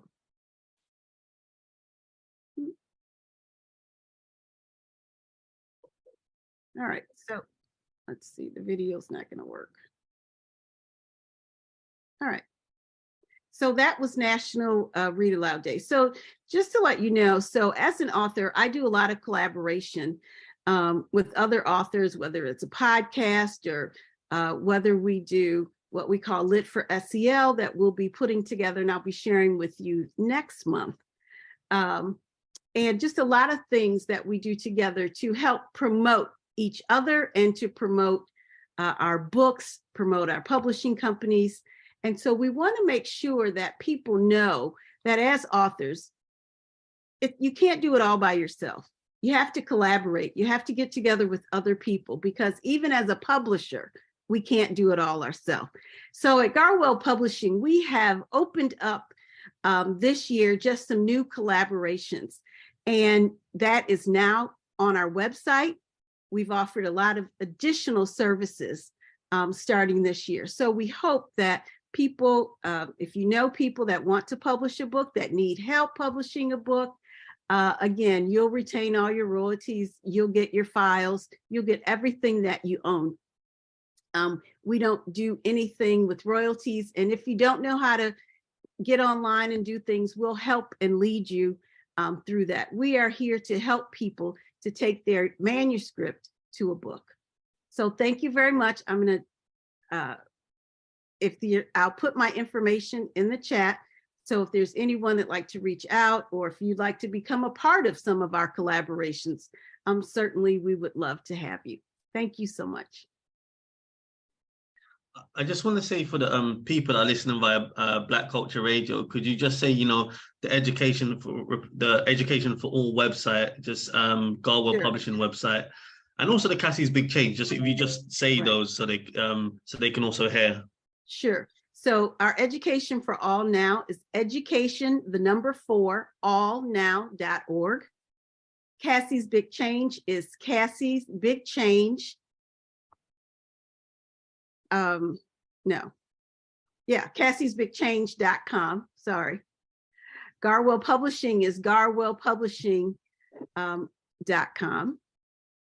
And if you, we also have opened an Etsy store, and that is Foley SEL Hub, HUB.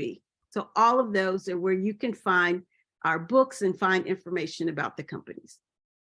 So just tell us a little bit more about the Etsy website that you opened. So what's being sold on there as well? Well, the Etsy store, we'll be selling more digital products, but right now we have everything. It's just another avenue to reach people. So we have everything that we have on Cassie's Big Change store. But if people, people like shopping on different places. So we want to try to be every place that people are shopping that we can. So I write children's books that promote social emotional learning. And so that's what Foley SEL Hub is. So everything on there is something that supports social emotional learning for children. Okay, great. So thank you very much. That's Tamera Foley, again, one of the sponsors of the Black Book Show. And I'm now going to introduce another one of the sponsors of the Black Book Show, from Tamera Foley to Sister Lejet from Nubian Nigist Books. Sister Lejet, please start by, telling us, where you're based and introducing yourself. I've known Sister Lejet for some years now. And, and tell us, what you do. She's not author, she's a bookseller, but I'll allow you to explain more yourself. Good evening, everyone, and how are you all? It's just nice being back onto the webinar. I thoroughly enjoy it. Yes, I am a bookseller, and maybe one day I'll be coming on the show to say, yes, I've actually written a book, which would be great. Yeah, just to say that I have known McConan for how many years, and I'm based in London, United Kingdom.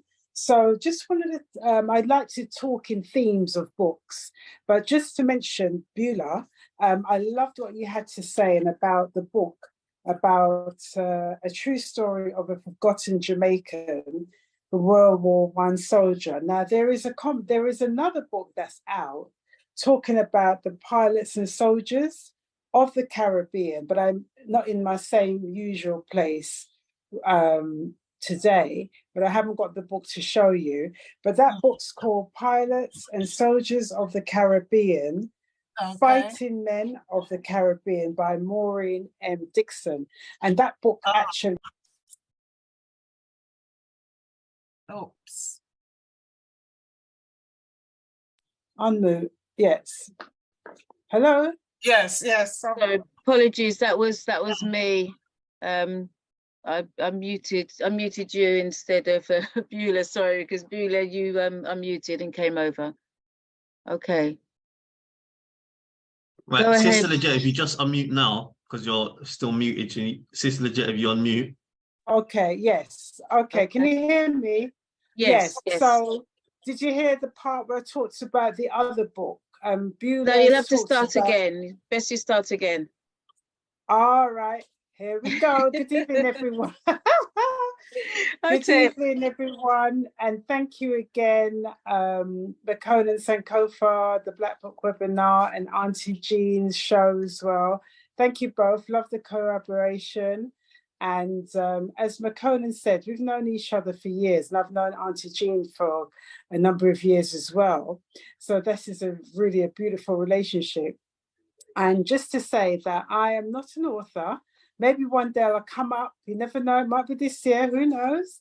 I'll do one of the courses and I might be an author, but it should be one day. I'm a bookseller, so I literally scout and look for books, and I'm really blessed. I usually get exclusive, the author's books. So just to say, I like to talk in a theme, and Beulah started off, and it was really, really good. Her book is very, very important and part of the history of Britain concerning the World War I's and Twos, which they always like to sweep under the carpet.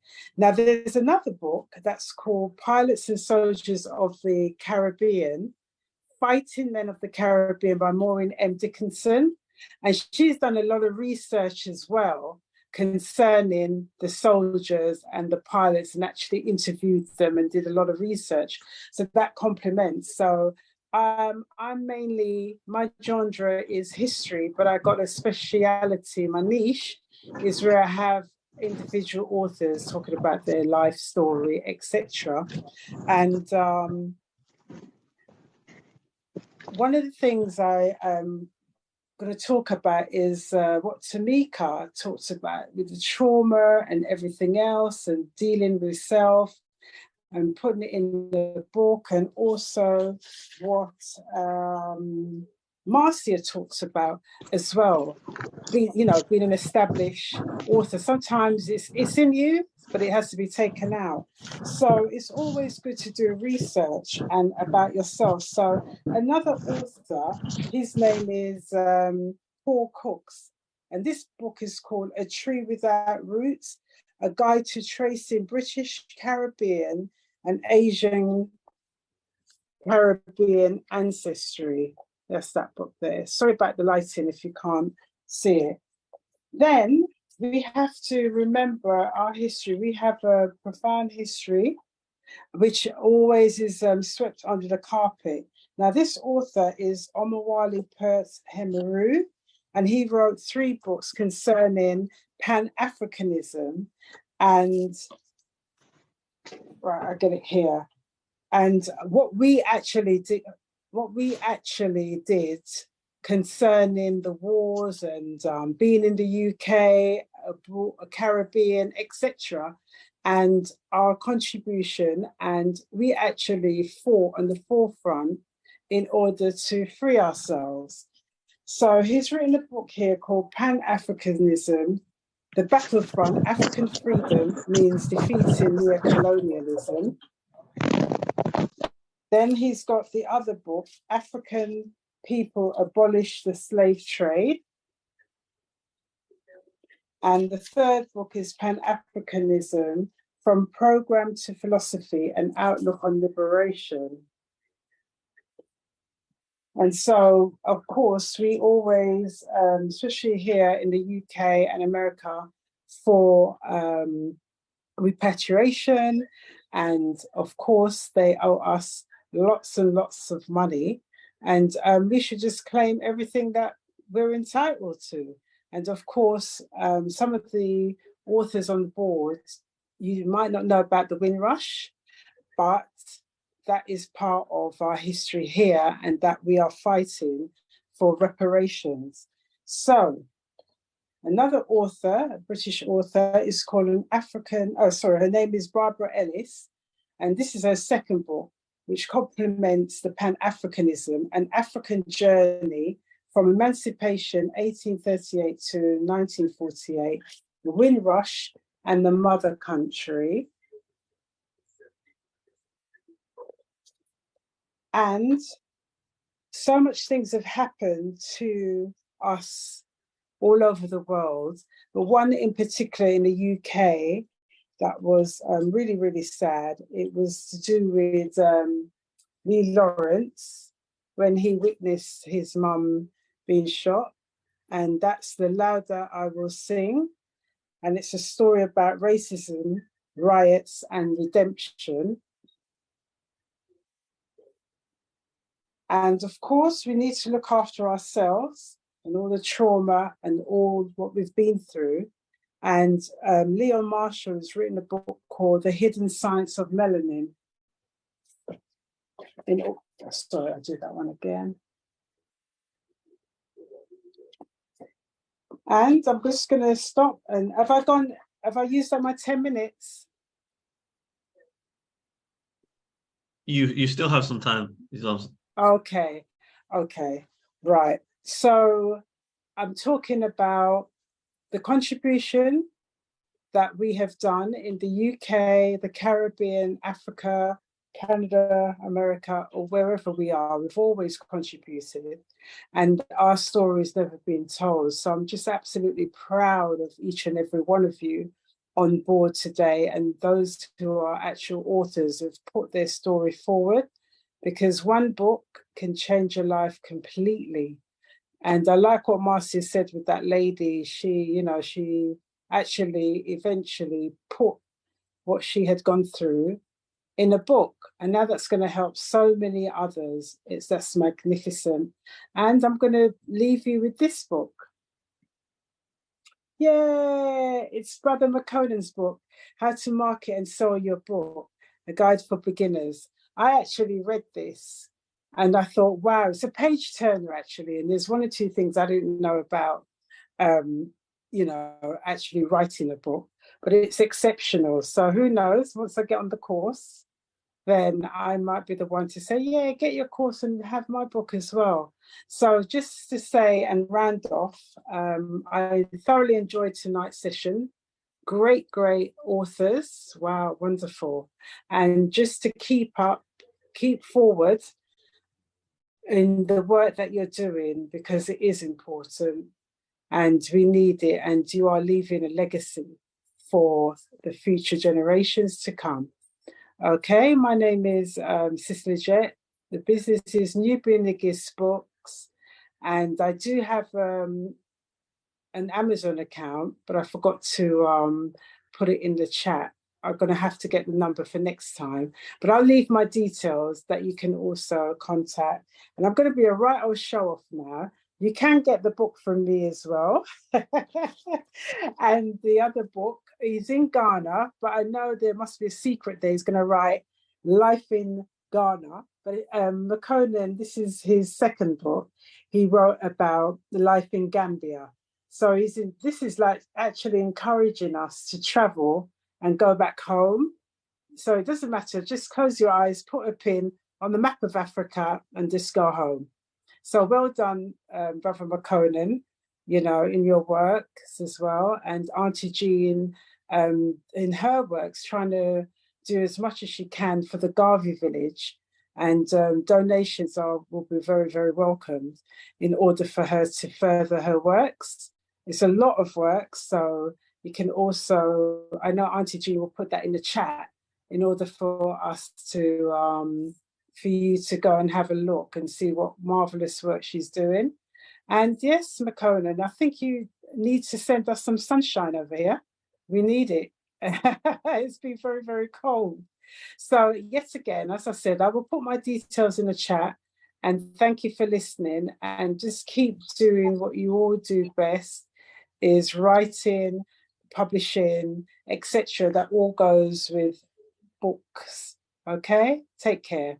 So just before you go, Sister Lejet, I know you're going to put your details in the Zoom chat, but say, you know, they're listening on Black Culture Radio, if they want to contact you to buy a book, let's say, you know, my book, How to Market and Sell Your Book, and someone wants to reach out to you to buy it, or my book, or Life in Gambia, or The Rise of Rastafari, you also sell, unless you've sold out, you also sell The Rise of Rastafari, or Olawame's book, or a book from you.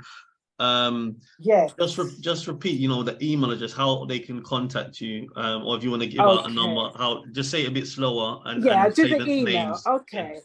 Right. Those who are on the radio, the email address is Nubian Nigist Books, NubianNigistBooks7 @gmail.com. All one word, Nubian Nigist Books7 @gmail.com. Okay, great. So that's Sister Lejet from Nubian Nigist Books, again, another sponsor from the Black Book Show. She'll also leave her details in the Zoom chat. Before I bring on the next author, the final author, Terrence Wallen, last but by no means the least, I also want to give a shout out to Jimmy Asher Foundation, Joseph, if he's listening, or even if he's not listening, I just want to give a shout out to Jimmy Asher Foundation, co-founder, Joseph May, like Sister Lejet, have sponsored the Black Book Shows. Well, it's called the Black Books webinar then, for over 2.5 years now. So yeah, thanks for the support as well. And also you was there, you know, when I originally released my book, The Rise of Rastafari, in 2019 at Auntie Jean's African Culture Market, which was a physical event. And then yeah, here we are now. Obviously, we've got the Black Book Show. I also released How to Market and Sell Your Book in this book in, I think it was October, the end of October / November time. It was of October, November I released it, which was online at the Black Book Show in collaboration with Auntie Jean's African Market.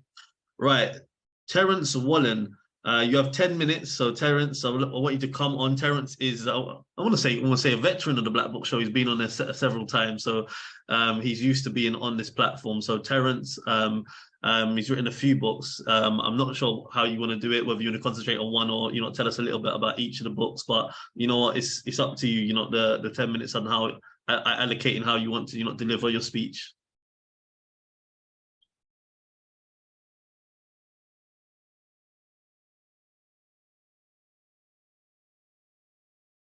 Okay, Terrence, you may be on mute. Yeah, I think you're on mute. Am I mute now? No, I can hear you now. Okay, good. So I'm start again. Thanks, Makana, for having me. Thanks, Auntie Jean. You're welcome.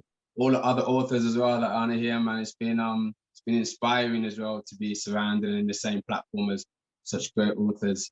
So and I'll be purchasing everyone's book. So thanks again. It's a real pleasure. So my name is Terrence Wallen. I'm born and bred in Birmingham in the UK. My parents are also from Clarendon, and I heard another team Clarendon online. So yeah, my parents are also from Clarendon. So I am an author of 3 books. My first book is called Now I'm Famous. I'm going to quickly touch on all 3 of them. My second book is called 365 Days of the Truth. And my third publication is the 90-Day Truth Planner. If you guys can see it. Yeah, the 90-Day Truth Planner. You can't really see that. We just see it's yellow. I think probably because it's yellow. I think because the color. Okay. Yeah, I think because of the color. But you won't miss it once it's in your house. It's bright yellow. So I'm gonna. So my journey of becoming an author predominantly started through trauma. In 2017, my brother, who's my biggest inspiration, and also I could probably class him also as my father, because he fathered me. So my brother died in 2017, Ted Wallen, and it was through sort of that, going through the trauma, grief, depression, that really got me writing down how I felt. So I felt like I was going to start writing I thought I'm going to put my autobiography out first. I thought I'm not going to wait until I'm in my 90s to start writing about everything I've done, because I felt like I'd done enough that was worthy of being shared. And so I started to write about my autobiography, all the highs and the lows, the good bits and the bad bits, the great bits, a bit about my history of working as a humanitarian, all the stuff I've done around HIV/AIDS around the world. I set up a charity supporting people living with HIV/AIDS. So and that's always been successful. So I thought I was going to write a bit about myself, and because I was fairly popular within my community as well, some good stories, some not so good stories. However, I felt like I had what it took to write my own story and speak my own truth on different events in my life, and speak about the great people that had been part of my journey. And I thought it was fair to document it. And I feel by documenting and writing my autobiography at somewhat a young age, I believe that I'd be part of the history that the future will read about. Because I think history has a way, history that has been taught has a way of being discontorted. So I felt like as long as we can put pen to paper and get our books published or get our podcasts out and get our stories out, somebody somewhere will be able to read it or listen to it and be inspired. And not only that, is that our current day heroes and some great, and the work that us great Black men and women, great kings and queens have been doing, it's worthy of being published now, so that those that inspire to be like us or inspire to get to know us can get to know us in the physical sense. So though I read books of many greats that have passed us, Booker T. Washington, Martin Luther King, Marcus Garvey, though I read those books, these are people that I could read about, but I never had the opportunity to ever meet or touch or hug or have personal dialogue, where I feel like by writing my autobiography now and putting out my story now, those that inspired will have opportunity to physically meet me in the flesh and sort of change the narrative around heroes or sheroes and those that inspire us. So I'm just going to read a little bit about my autobiography. I'm going to read just a little bit, a section from my foreword. So I was fortunate enough to have my foreword written by Sidney Bartlett, who was the former Permanent Secretary of Jamaica and the Principal Director of the Ministry of Culture of Jamaica. So he wrote my foreword for me. So I'm just going to read a small little bit out of what he defines, because people always question, why is it called Now I'm Famous? So this is what he wrote. He wrote, this autobiography defines and at the same time defies what it is to be famous. Like he has been all his life, he defines his fame and dares to assert it. With an almost casual candor, he goes through his life experiences, the good, the bad, the tarnished, the seemingly unimportant, and creates out of them all his definition of fame. Fame is him becoming well-known, even popular in a space where he might have been expected to be unknown. Fame is him being held as he walked in the community when the passage of so many others is unheralded and unseen. Fame is becoming a role model for peers and those still unborn, to become a branded name that would inspire others to confidence. Indeed, to be famous for him may be, in the words of Rudyard Kipling, to be able to talk with crowds, keep your virtue, or walk with kings, nor lose the common touch. So I feel that kind of summed up my my autobiography. It's literally just my journey through life, and it goes candidly, it goes deep. It speaks about emotion, speaks about so many deep things which I was unable to verbalize. You know, like being a young Black man in the community, we sort of kept so much in, and I didn't get a chance to sort of speak my truth. But I feel like in my autobiography, people got to know the deeper sense of me. So people always see me as the guy that's doing great stuff, is all right, is doing things, but they never really got to hear or to read a bit more about the deeper side of me, which is by far much deeper than we may see on the surface. So that's my Now I'm Famous. That's available on all platforms, Amazon, Barnes & Noble, Walmart, you name it. My second book is called 365 Days of the Truth. Now this book is probably my deepest book, because really what it is just a day-to-day diary of different quotes and affirmations, which I use as part of my counseling. So I went into counseling whilst going through a crazy phase of trauma. And I'm still in counseling now, which I'm quite proud to say, because I'm still not healed. So I'm still on my journey, but the writing of the books is part of my counseling. So just like I don't rely on the school system to educate my children, I got to educate my children when they come home. I don't solely rely on counseling to certainly get me to a certain place. I also have to counsel myself and learn how to heal myself. So part of that was the 365 Days of Truth. So it's all dated, read a page a day. And this helped me every day to do my I am. So I get up and I do my I ams. I am great, I am Black, I am a king. And it helped me through that process of my own counseling, my own healing, because I went through a very, very dark stage, and I still get them now and then, but I say that to say this, that I had it not been for myself to write my feelings and how I felt, or to find positive affirmations, I'm not quite sure where I'd be in terms of my mental health. So I see myself as still as a victorious Black king. I'm still here. I'm on this chat show. I'm still speaking my truth, and it could have been by far a much different story had I not been able to read a lot and write a lot. So this is 365 Days of Truth. So it's all dated. So like today would have been January the 29th, and the story of January 29th is it says the real measure of our wealth is how much we'd be worth if we lost all our money. What would I really be worth to everyone if I had nothing tangible to offer? Way more than my net worth. The value in me as a person can only be described as the wealth of input, love, laughter I share with the people I meet. I genuinely believe my measure of wealth as a person would easily outdo any amount of money. I feel loved for me, not for what I have. And I say that because I've been fairly successful in business as an entrepreneur. And last year, May, I featured in Forbes magazine. So people's perception of wealth and success was always about, it's got everything sorted, everything's fine, everything's beautiful. But the truth of it was that I was struggling internally. So I had to try to get the balance right in my life. So my 365 Days of the Truth has really, really helped me. And I know it's helped many others. Last but not least, I'm mindful of the time, is this a big yellow book? So I'm not sure if you can see probably, but this is called the 90-Day Truth Planner. And really what it is, it's a planner. And the way I've done this planner is not solely about business. So although I've been successful as a businessman, it was really important to me that as I got older and wiser, that I had to get the balance right. So it wasn't necessarily about chasing the bag. So it wasn't necessarily about chasing financial wealth, but I had to also find emotional wealth. And once I was to try and get the balance right in my life, I found that thing by far much better.